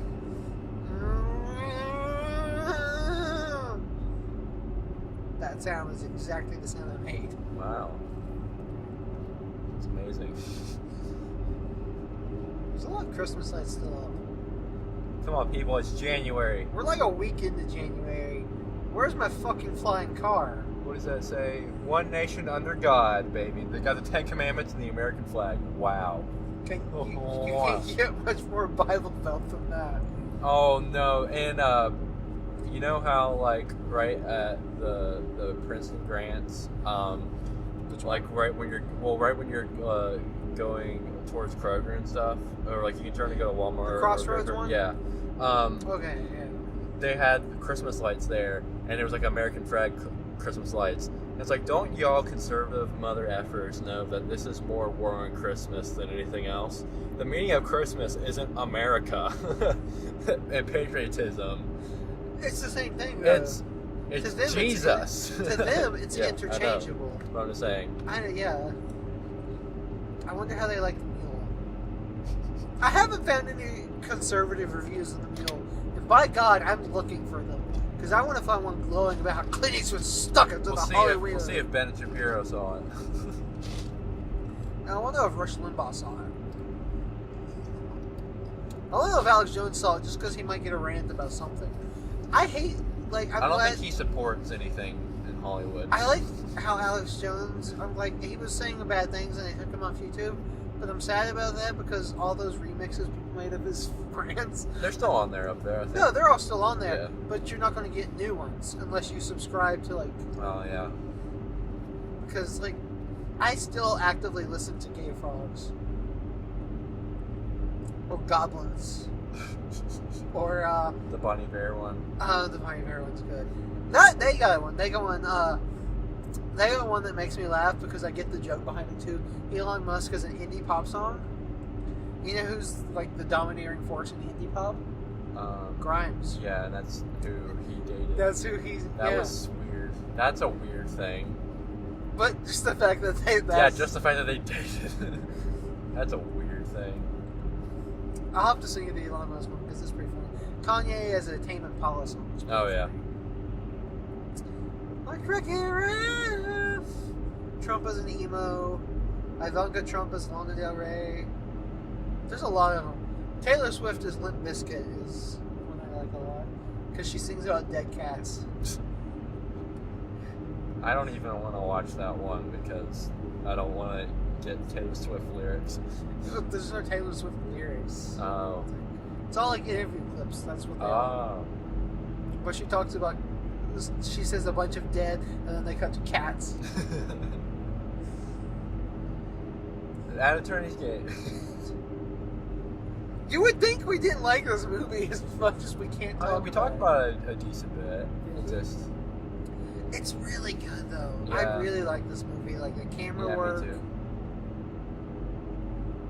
You know what the one bad thing about living in a kind of a like the terrain in Virginia and West Virginia, where it's like all hilly and bumpy and stuff, is you can't tell if the person behind you is flashing you or if they're just going over a dip. Yeah. Because this was happening with this car behind, and I can't tell.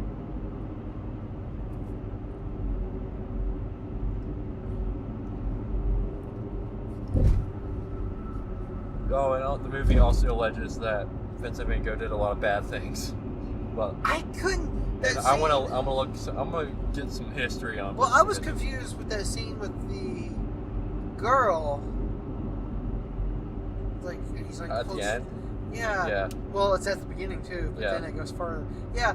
Like, did he just hurt her, or did he rape her? Well, Like, yeah. So it leaves it up in the air, but like the very last shot is like her being pushed on her back, and then he's going over her.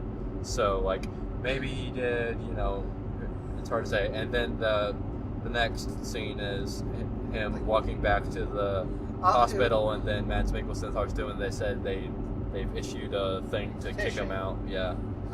They asked him about molesting the kid, and I was like, what?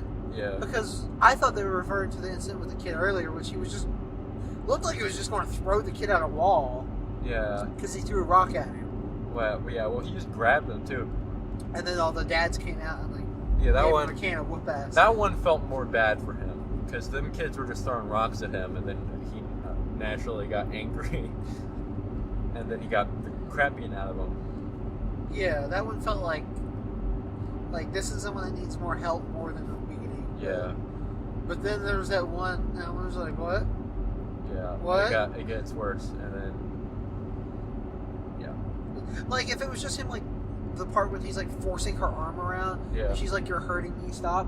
That I get because like maybe he's like so obsessed with like the painting and getting Yeah. all that. Like if it had just been that he doesn't realize how he's being the other person. And then it started getting farther, and then it just stopped. And I was like, it got worse and worse, and then it cuts away. Yeah, it's rough. It's not a happy movie either because he's such a damaged person. he's very ill. Yeah, and it's pretty. The movie does a good job of. I don't know if endearing's the word, but Humanizing? yeah, humanizing and making you feel sorry for him more than anything, because he does do awful things throughout, but he's not super And the most movie of makes the, out that he's not super in control of it, with and, the exception of like the girl. and a lot of it's off camera. Yeah, but with the exception of the girl, all the bad things that you see aren't like horrible. Yeah. It's mostly him like yelling at people and stuff, which Well, and then like he talks about how he blacks out and Yeah. he does things like scaring the children, like painting himself black and all those things.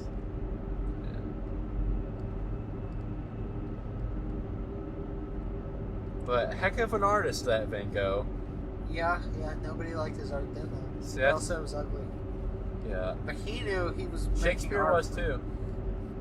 Has Jason told you the theory of Shakespeare being Sir Francis Bacon? No. Yeah, that's a theory. That's a conspiracy theory. Jason believes in it. This is Mr. Conspiracy. You ever asked him about conspiracy theories? Oh yeah, we talk about it. Okay. Because I used to do it all the time because it's really fun Yeah. to hear him go on about it. He's like, so he believes William Shakespeare was Sir Francis Bacon and he made up that moniker because he didn't want people to know he was Shakespeare. Or he didn't want people to know him. Yeah, there's a lot of Shakespeare theories. Yeah, I like that they kind of paralleled him with Shakespeare a little bit too. Yeah. Although I think Shakespeare, he did a little better for himself at the time, did he? No? Although he got terrible reviews. Really? He died. That's in crazy. He died in like an unmarked grave. I know, like Poe did too. Poe died really young. Most of and them no one did. liked- yeah. H.P. Lovecraft. Yeah. Well, and yeah, that's the thing they always say about artists is, a lot of these people that do these amazing things, they commit themselves so much to it that they all have mental illness. Kanye West, I think, is probably the Shakespeare Van Gogh of our day, and he's gonna be revered once he's dead. He's revered now. Yeah, that's the crazy thing about Kanye West is like he's like the Shakespeare Van Gogh, except he's loved now, And I'm not saying he's near as good either. I don't think. I'm not even gonna say he's bad. I will. I think he's a good producer, but his rapping is not And good, he's- and his lyrics. I mean, this is a guy that wrote. This is a guy that has a lyric. Put the pussy in a sarcophagus. And scoopity poopity. Is that real?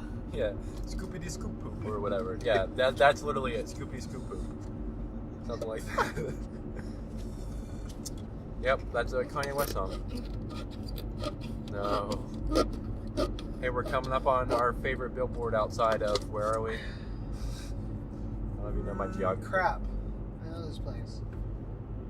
I can't remember. I'll remember like 10 o'clock tonight. I always It's not say outside of Blacksburg, but it's a bit outside of Blacksburg. It's not Parisburg.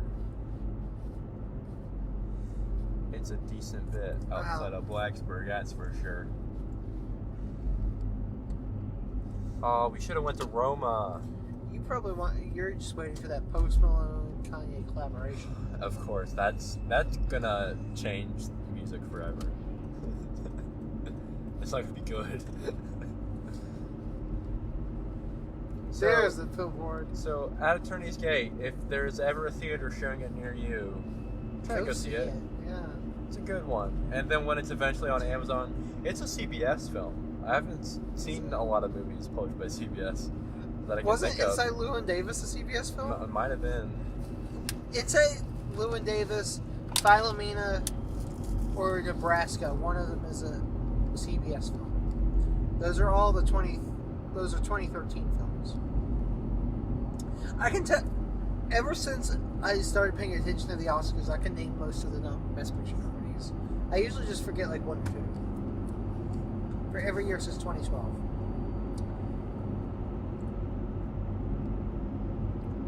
You know what we did forget to do? Google weird Yeah. Netflix. Yeah, I thought about that. I was like, yep, we forgot to do that. What you just said. That's what my thought was. Yep, we forgot to do that. This is a bad podcast. I think I'm getting worse at talking. You know, as this goes on. Maybe this is our Bandersnatch. we go crazy. Like What's Netflix? Like Bango. What is Netflix? So now what are we talking about? Netflix. Five Guys? Should we talk about Five Guys more? Let's talk about Bird Box that neither of us have seen. With all the memes. So I've started to watch Bird Box 3 times, and by I say started to watch, I mean I pull up where there's play, rate this, trailers for that, and every time we get to that screen, I'm just like, I don't wanna do this to myself. Like I just imagine it's just bad, and not in like a Venom room, like this is or The Happening, like this is funny. I imagine it's just being like Slender Man, like this just hurts to watch. That's all I can see of this movie. So I refuse. I'm not watching it for now. That was me with Annihilation. Yeah. Let's talk about Annihilation more. Ripplemead, Parisburg. Ripplemead sounds made up. That's not an actual place.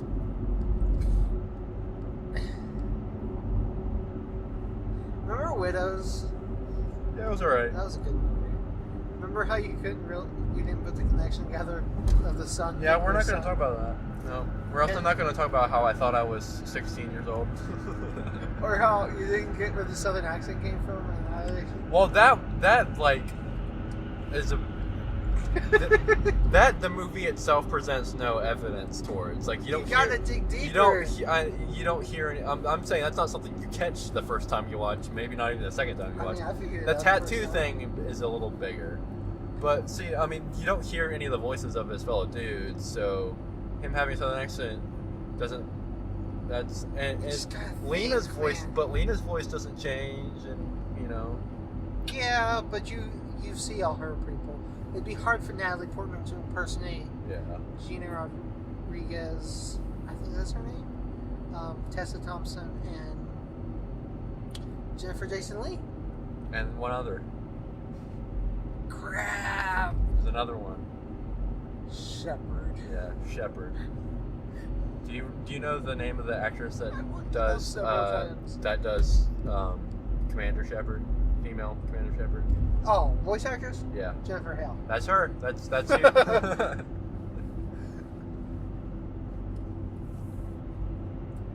I think the male is Mark Meer. Yeah, something like that. I refuse to play as male Shep because That's the way it is in the new Assassin's Creed game. The dude it's like he's doing a Greek Commander Shepard. It's like such a, like, just like merc, bonehead merc male voice. It's exactly like Commander but Shepard. a lot of people think male Shepard's better than female Shepard. And that's crazy. I think he's better in Mass Effect 3. I think he actually does some acting in that one. Does he though? It's still not great, but it's better. Whereas 'Cause- she, like, I don't even think her voice is that good either. I just think it's like, Better. it's just like, it's a low bar comparing it to male Shep. I think hers is pretty good, but it's not like the best. No, it's not like Anyway. Dragon Age. Those have good voices. The Dragon Age ones? Yeah, the Hawks are alright. They're not the best. No, I'm not talking about but- Hawks. but I was thinking the Inquisition. Yeah, the Inquisitors are pretty good. I'm But gonna- the Hawks are alright though. I Like kinda- the girl that does female Hawk, she's Ciri in Witcher 3. Yeah. Part of me really wants to play ACE Odyssey. Yeah. If I play it, that would be all the really big games. People of say the- Origins is better, but then also people say Odyssey is better. People Yeah. say Odyssey plays better, but the story is a lot worse than Origins. Because people actually liked the story in Origins, with the exception of, like, they're definitely playing on all those Egyptian tropes. There's mummies and Yeah. sarcophaguses Well, and doesn't Odyssey play on all the Greek tropes like Medusa? yeah, well, quite a bit. I've played God of War. I've heard the story of Odyssey though, and it is ridiculous in a funny way. Like, it is so stupid and over top. Like, I feel like So I'd probably enjoy it. I feel like it has to be intentional. Like, it gets there. I don't know that it's always like that, but I know the last act is especially ridiculous and over the top. So I'd probably love it because I love absurd, stupid crap. But you're gonna be so lost though, because it's all of this like alien stuff that's been going on in all of the Assassin's Creed games. I thought the new ones had nothing to do. No, I thought Black Flag kind of cut loose. no, they still do the weird alien stuff, Forerunner or I didn't whatever. know there was aliens. Yeah, well, it's like this race that existed before humanity. Like, they seeded humanity or something. I don't know. See, I thought the like I didn't care about do it. They still the new ones still have the going back between modern day. Yeah, and yeah, past. there is modern day. There's a new character now, Layla. See, they started doing it again with Origins. So from Black Flag on to So there's- Syndicate, there was some slight modern day stuff, but a lot of it was either just cutscenes or you're just this unnamed character working for Abstergo, Yeah. and you like do some hacking or whatever. But now they have a new, starting with Origins, they have a new character named Layla who's like with the Assassins or something. Or I don't even think she is at the start. I think she is in Odyssey, and she's basically Tomb Raider. She's basically Lara Croft, So basically, to but play, with the assassin crap. so basically to play this one game that looks fun, I'd have to go through. No, you just All those games look that up look crap stupid. on the internet, or don't That's care, not- or do what probably would be best and don't care because the story isn't good. Because like the game looks like fun, and it was ranked in a lot of people's games of the year. But well, and those people, I can tell you, are very wrong. the people, the Oh, fact yeah. that people put that in a top 5 with Red Dead and God of War and like Return of the Obra Dinn and stuff like that, like it does not belong. I think it's better or worse than Spider-Man. Does not belong. It worse than Spider-Man, because Spider-Man has good gameplay and a good story. It just Origins, third act goes. Origins has okay but kind of outdated gameplay that's playing off of the Witcher franchise and a bunch of other games, and still with the very outdated Ubisoft Clear Wait. No, not their engine, but their open world design that is in every single Ubisoft game, and it's so stale now. I hardly play Ubisoft games. I don't know what the first Which one is. Spider-Man does the same thing, but the difference is Spider-Man actually makes it fun, whereas Ubisoft, it's like they don't have a crazy movement system. What's their world design? You climb a tower, it unlocks a bunch of things on your map, and then you go and you checklist. You go and you clear the map, and there's a million dots all over your map to go collect things and do things, and okay, now you gotta climb another tower to unlock more, and it's, and also none of that is fun or interesting or really makes the world interesting. Kinda like Horizon? Whereas Spider-Man actually made the world more interesting, and it's fun, and... Well, Horizon, you don't climb Well, towers. that's kind of the way a lot of... Horizon definitely has that too. It's got that unlocking the view of the map. That's the direction most open world games have gone. That's the thing, is Ubisoft kind of really opened up the game for open world games. Wow, they really opened up the game for open world games. Wow, that's a bad sentence. Who did earlier? They kind of really laid the groundwork for the modern open world game, I think. Because like Assassin's Creed, Watch Dogs, Far Cry, those are Ubisoft. all follow that same. Oh god, I forget about. I played like 20, 30 hours of Watch Dogs when it came out. I forgot how much. It's just modern day Assassin's Creed. That game is terrible. It's Assassin's Creed with hacking. I just gave up on the game. I couldn't take it anymore. Well, see, when the PS4 first came out, there was not a lot to play. I tried Knack and Killzone, Shadowfall, and I was just like, nah. It took a few years to really start doing stuff. That's the thing with Black Flag is that I will say it's like kind of comparable to Spider-Man is like it does the same tropes as the same open world tropes as all those other games, but it completely changed the game with you have a boat and you use the boat to get to those things, and the boat stuff is really fun, and the boat combat's really fun, and it makes exploration more interesting. But then since then, we've climbed, we've ran, we've stabbed, like with how many games now, and it's just like I'm not interested. I don't even know. And there's the one that was on the Vita that was eventually brought to consoles. Isn't the new game set before the Assassins were even a thing? Yep. Yeah, Origins is the origins of the Assassins, and Odyssey is the origins of the Templars. Let's see, there's Assassins. Let's see if I can name all of them. This is a fun game. Assassin's Creed, Assassin's Creed 2, Assassin's Creed Brotherhood, Assassin's Creed Revelations. Then there's Assassin's Creed 3, Assassin's Creed Liberation, Assassin's Creed 4 Black Flag, Assassin's Creed Rogue, Assassin's Creed Freedom Cry, which was a DLC for Black Flag, but then they released it standalone. I'm not going to count it, but I just wanted to mention it. Assassin's Creed, what's the name of it? The French one. Yeah. Revolution? Unity. Unity, yeah, that's it. That's Mix 9, Syndicate 10, Origins 11, Odyssey 12. Okay. There are 12 games. Isn't 3 considered the worst one? Or is it Unity? Yeah, mostly. I don't like Unity at all either. That's the weird thing about 3 is that Red Dead, it reminds me a lot of Red Dead 2. Because it had a kind of a homestead thing where you took care of your homestead and you upgraded it, and like it was kind of in the frontier, and like you hunted and all that, and I'm like, wow, that's kind of weird. And there was like side quests with all of your frontier people and whatnot. Did you like that? Was such a. I've heard it's got a loyal 3 is like people like 3, but it's kind of the one that's hated the most. People don't like Revelations either. I kind of liked Revelations because it was a little more fun because it did something that changed the overall. But like 2, Brotherhood, Syndicate, Origins, and now Odyssey are considered the best. What about the first one?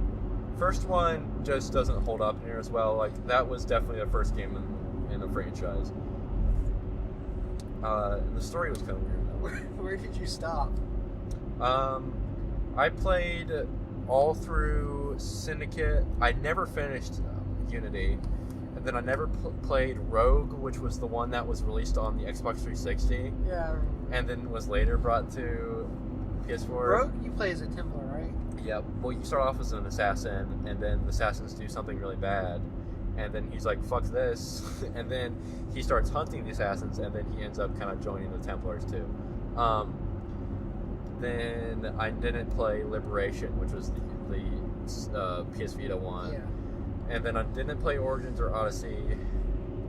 How was And Syndicate? Syndicate I really liked. Syndicate looked interesting to me. Like, I was really interested, but I couldn't start, Like, I won't call Syndicate one of the best open world games, but it was fun. It was kind of a good thing to play at the time. Like, I didn't have much else to play. Yeah. The story was kind of alright. Like, the villain was kind of a cool character because he's like this dude that's basically running London off of all these gangs, and like he controls the economy. And he was kind of a cool evil dude that was like very fancy, Yeah. and like very fancy. He was like this really pompous, like, Yeah. There we like go. he's like, I had to have my tea. And then Very the Fry twins were alright, but then there's like this really stupid romance subplot. Do you play that between them, or can you choose? Or? There are some things you can choose, some of them where you have to play as Jacob, some of them where you have to play as Evie. However, the majority of it is Jacob. The majority of the mandatory stuff is Jacob. However, all of the open world stuff, like in side quests, you can do as either. I did that as Evie a lot because hers was better for sneaky stabby, which is I heard people say that the girl is the better one than the new one. yeah. Well, wait, you mean Odyssey? Yeah. Okay, I thought they were gonna say for Syndicate. Well, both. Yeah, because Jacob's the kind of hothead doesn't think things through. So the male and female stereotype basically are those two characters, and she's the smarter, more level-headed one. But I also thought it was just kind of a fun open world, and it had some good side stuff, and a lot of the assassinations were kind of cool. So, But it's not like the best game by far. so not something I should think about going back to. Syndicate, I Yeah. mean maybe. I also just like Victorian London setting too. See, I do too, and Yeah. that's what I think. Like, That's part of the reason I liked Vampire a lot, even though that's not Victorian London. yeah. But it's very much playing on that, off of that. So, like, it's not something I should add to the backlog. Probably. I would not prioritize it over most of the other things you have. I'll say that. Like maybe I'm if getting you're ready really to- lacking things to play. I'm getting ready to start the order, and after the order comes the big one. Witcher 3. Maybe I'll start playing Witcher 3 again then too. Then, after Witcher 3, comes the Tomb Raider games. I think I'm going to do those. And then, I guess maybe Vampire. And then go to Red Dead. And then after I finish Red Dead, it should be time for the PS5. And Death Stranding. We'll see. Well, no, I'm saying for you finishing all of those things before the PS5, because that's going to take you a while. Before the PS5 comes out. Yeah, we'll see. I think it's Because going to be announced it's kind of this a year. coin toss about when the PS5 is going to come out. I think it'll get announced this year, come out next year. Yeah, that could definitely happen. And I think I can finish all those before next year. Good luck. Because Witcher 3 is a big boy, Red Dead 2 is a big boy. Well, I just want to complete the main stories. I'm not going to platinum. Oh, yeah. And then And also, you're definitely never going to platinum Red Dead 2 because those Rockstar games are not good to platinum. They're very hard to. I'm going to, after that, after I finish my backlog, I'm going back and I'm going to platinum Horizon and God of War and the Marvel Ultimate Landscapes. And maybe Detroit, because I got the majority of them and somebody told me it's really easy to do. Yeah. Never that. So I'm probably going to do it too and just have a few more platinums. I platinumed 2 games in 2018. Did you? Yeah. Or no, 3 games. I platinumed God of War, God of War, Spider-Man, and then I went back and played Telltale Batman again because it glitched and didn't give me one of the trophies for completing one of the chapters, so I never got the platinum, and that really made me angry. And I was like, since I got this platinum for God of War, let me just get another one real quick. So I just downloaded the last episode again and did it again, so I could get that stupid platinum trophy. And then I turned it off and deleted it. I never played Telltale Batman and I'm okay with that. It's alright. I'm okay with not playing I'm I've okay made with not supporting Telltale. I've made my peace with not playing some games. Telltale sucks. My girlfriend's harassing me with my backlog because she wants to play Red Dead 2. And I have so many games before that, especially The Witcher. I mean, either one. Which one you do first, I don't think matters as much because they're kind of the same. Well, I have Witcher 3, I can tell you, is going to be a little heavier task. Well, see, I have The Witcher. It's the main reason. Oh, okay. I don't have Red Dead right now. So I beat all these, then buy Red Dead.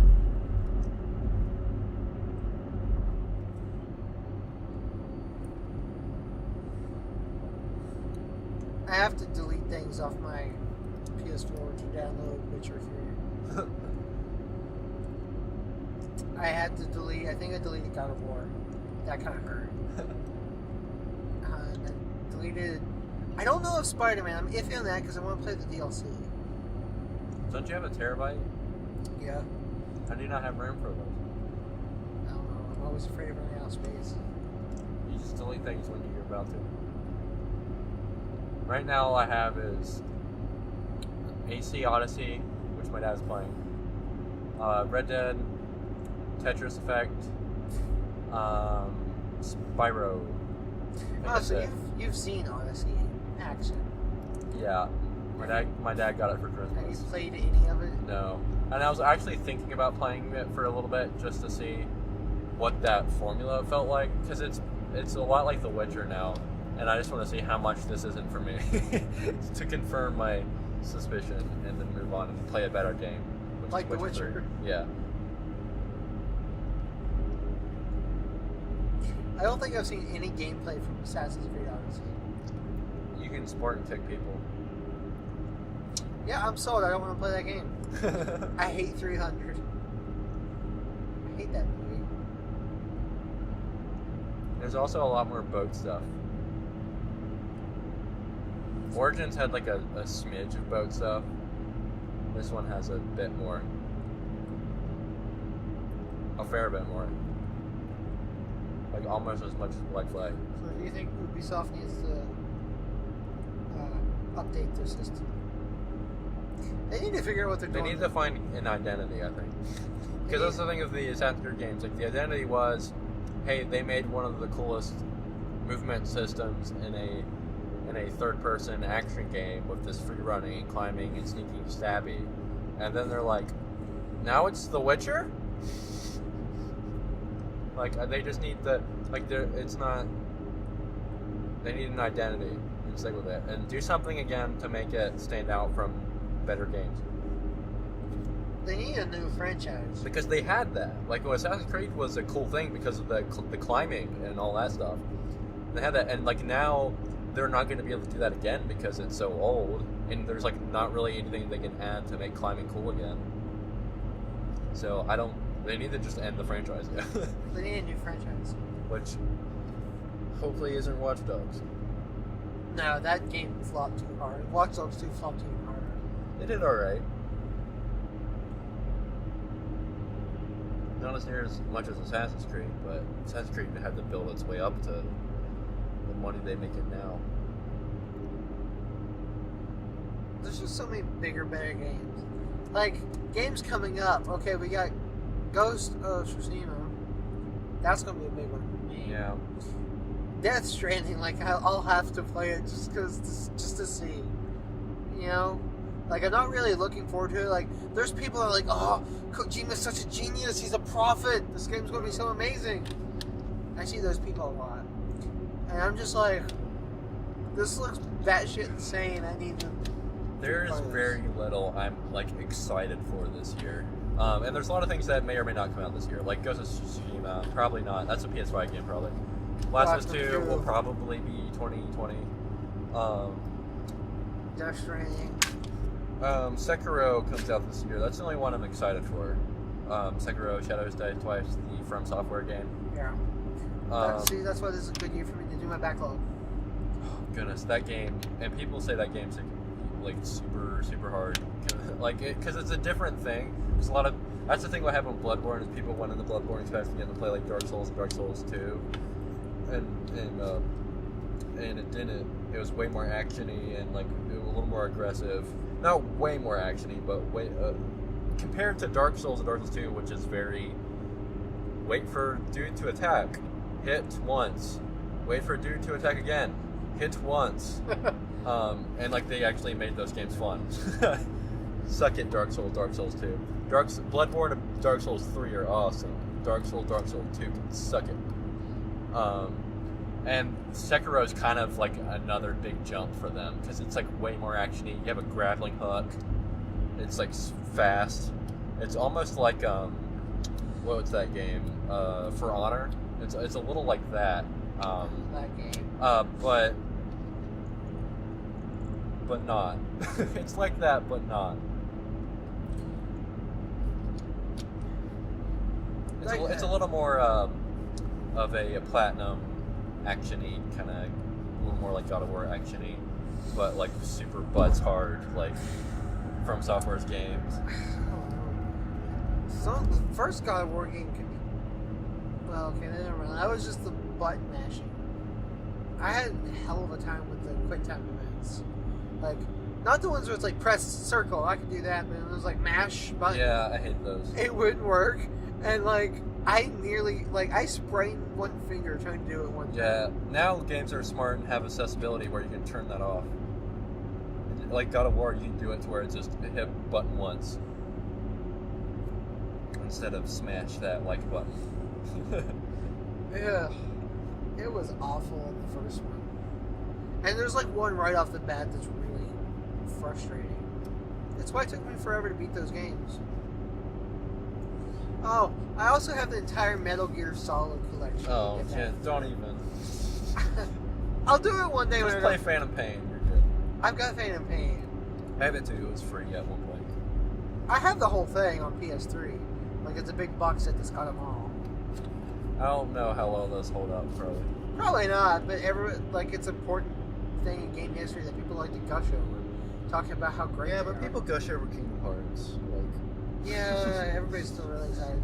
I have a friend who's really excited for Kingdom Hearts. I'm like, glad for you. My favorite tweet is, I can't wait to not buy Kingdom Hearts 3 and still have $60. My favorite tweet of mine. That I'm going to spend on Because that's me. Red Dead money. Oh, Play that Red Dead online. I got that, one for like $40. So, I think I got Spider-Man like $20 off. I haven't paid full price for any game on PS4 for like a long time because I either like trade stuff to GameStop and get it physically cheaper, or I'll get a gift card, or I'll wait for it to be on sale. PlayStation has a lot of sales throughout the year. Like they're approaching like Steam level of like sales. Yeah. Of like just the amount. Like they had a lot of sales. We have flash sales like every month, but not like. I think of Steam ones. It's like literally everything's on sale for like a month, and it's awesome. But I'll never play my laptop. Yeah. I only got a couple games in this game, so I got Sunset Overdrive, which I have downloaded. Good. And I'll play after I beat Dark Souls 3, or I give up on Dark Souls 3. That's the thing with those From Software games is I've never finished one in one sitting, because like I get not bored of it, but I'm just like I'm kind of tired of this because those games are long, and I'm like I want to do something else and more fun. Sunset Overdrive would be a great breather game. Yeah. Like it's an open world game, but it's not very long, and where it's just so much fun. It's got one of the most fun movement systems in any game, like Spider-Man. Insomniac's pretty good. I don't know. Spider-Man's really good, but I just love moving in Sunset Overdrive because the point of the game is like a Sonic game. It's like the best Sonic game. It's not Sonic because in the old Sonic game, the point is to always be moving, never stop. And that's Never stopping. That's Sunset Overdrive. The point is to just keep going, don't stop, and you get really good at doing combat on the fly, on the go. The Blunderbuss. I'm pretty sure I that's can't wait to play it. I'm pretty sure that's the name. I'll look on my Xbox. Like, the only reason I'm not playing, like, that's what I really want to play, but I was like, I gotta get more done in Dark Souls while I have this momentum going. Because, like, I don't want to have to wait another year to finish it.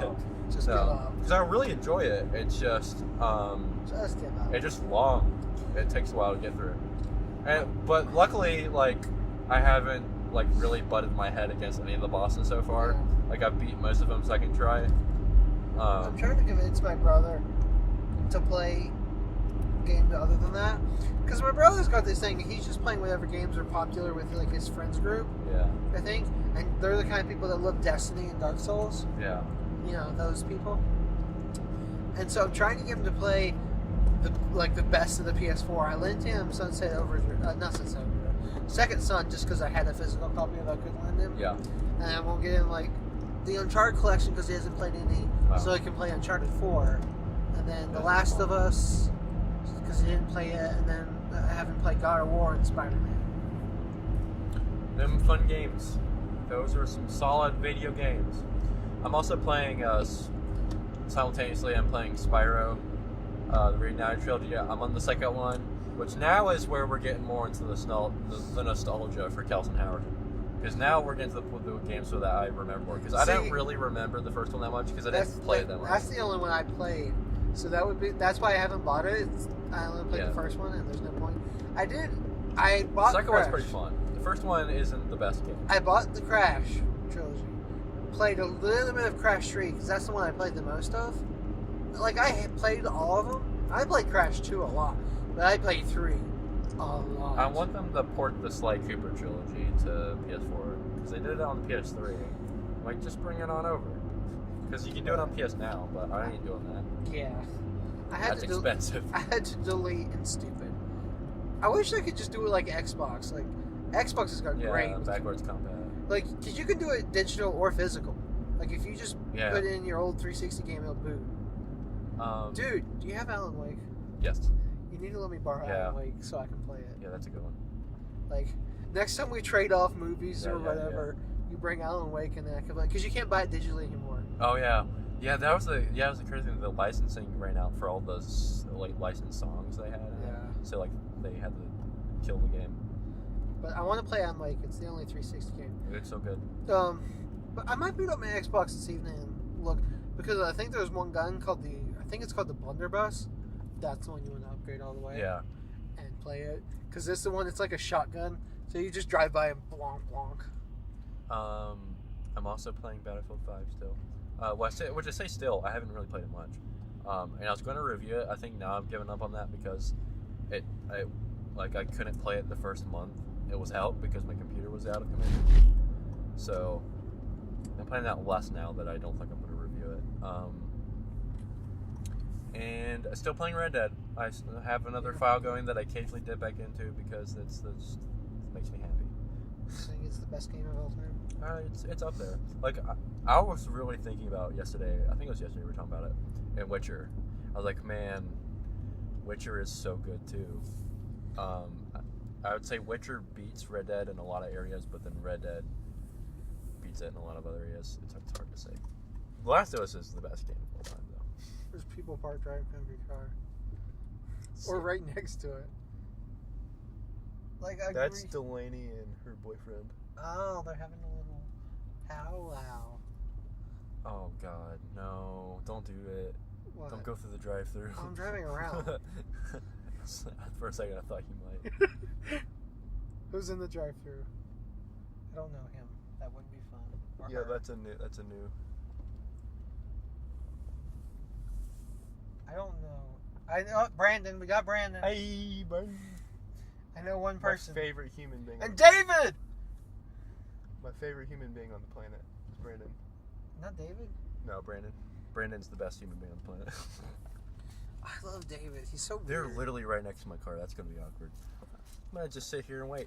I might just go. I'd rather go in the Starbucks and be awkward there than be awkward with them right next to my car. Let's do the last bit of Eternity's Gate. We gotta score it. Yeah, we gotta score it. Is there anything else we want to say about it? Well, we've been talking about Assassin's Creed In for... video games. I mean, this is a conversational podcast, and we did, when we started, we did want to talk about video games, too. We did talk about Attorney's Gate a decent bit. Like, we talked about what it did best, which was the cinematography is really pretty. Some really cool camera work. The handling of his mental illness was really good in both a narrative and a visual and audio way. Like, that's the real strong points. Good performances from everyone except Oscar Isaac. Kind of just does his Oscar Isaac voice, which kind of is a little jarring. I wasn't as into that. Willem Dafoe's good. I haven't seen Willem Dafoe in too much of, like, really good Willem Dafoe performance. I mean, you're not So I counting wonder where Spider-Man. this stacks. Because, like, I wonder if this will be considered one of his best ones. Probably. Well, there's The Last Temptation of Christ. That's considered one. Spider-Man. Florida Project's up there for a lot of people. Really?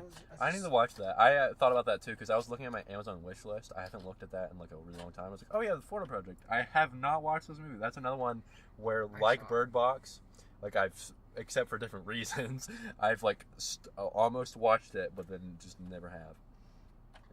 I don't like it. I kind of feel it. It makes me feel like Boyhood. I That's didn't sad. like Boyhood. Well, okay. At Eternity's Gate gets 5 Eternity's Gates out of 5.1, 2, 3, 4, 5, 8, 8, 8, 8, rate me.com. The universe every time. Oscar Isaac mustaches. Attorney That's a good score, by the way. Eternity's I think that's Gate. kind of a near perfect movie. Attorney's Gate gets a 4.8. Willem Dafoe yelling at children. Those children deserved it. Out of They were messing with his painting. yeah, I'm not saying it was wrong. I know. Out of 5, Those children. Willem Dafoe's brother. Wow, Willem Dafoe's brother. Vincent Van Gogh's brother. What was his Did they name? leave? Nothing. Oh, Maybe. thank God. People just hanging out right next to my car. This has been the best podcast. We should have taken in the 5 guys. Yeah, we should have. Well, That was a movie. that was the podcast. Was it though? Was it really a podcast? I have to. Every time. Thumbs up. Go see Venom. Go buy Venom on Blu-ray. Yep.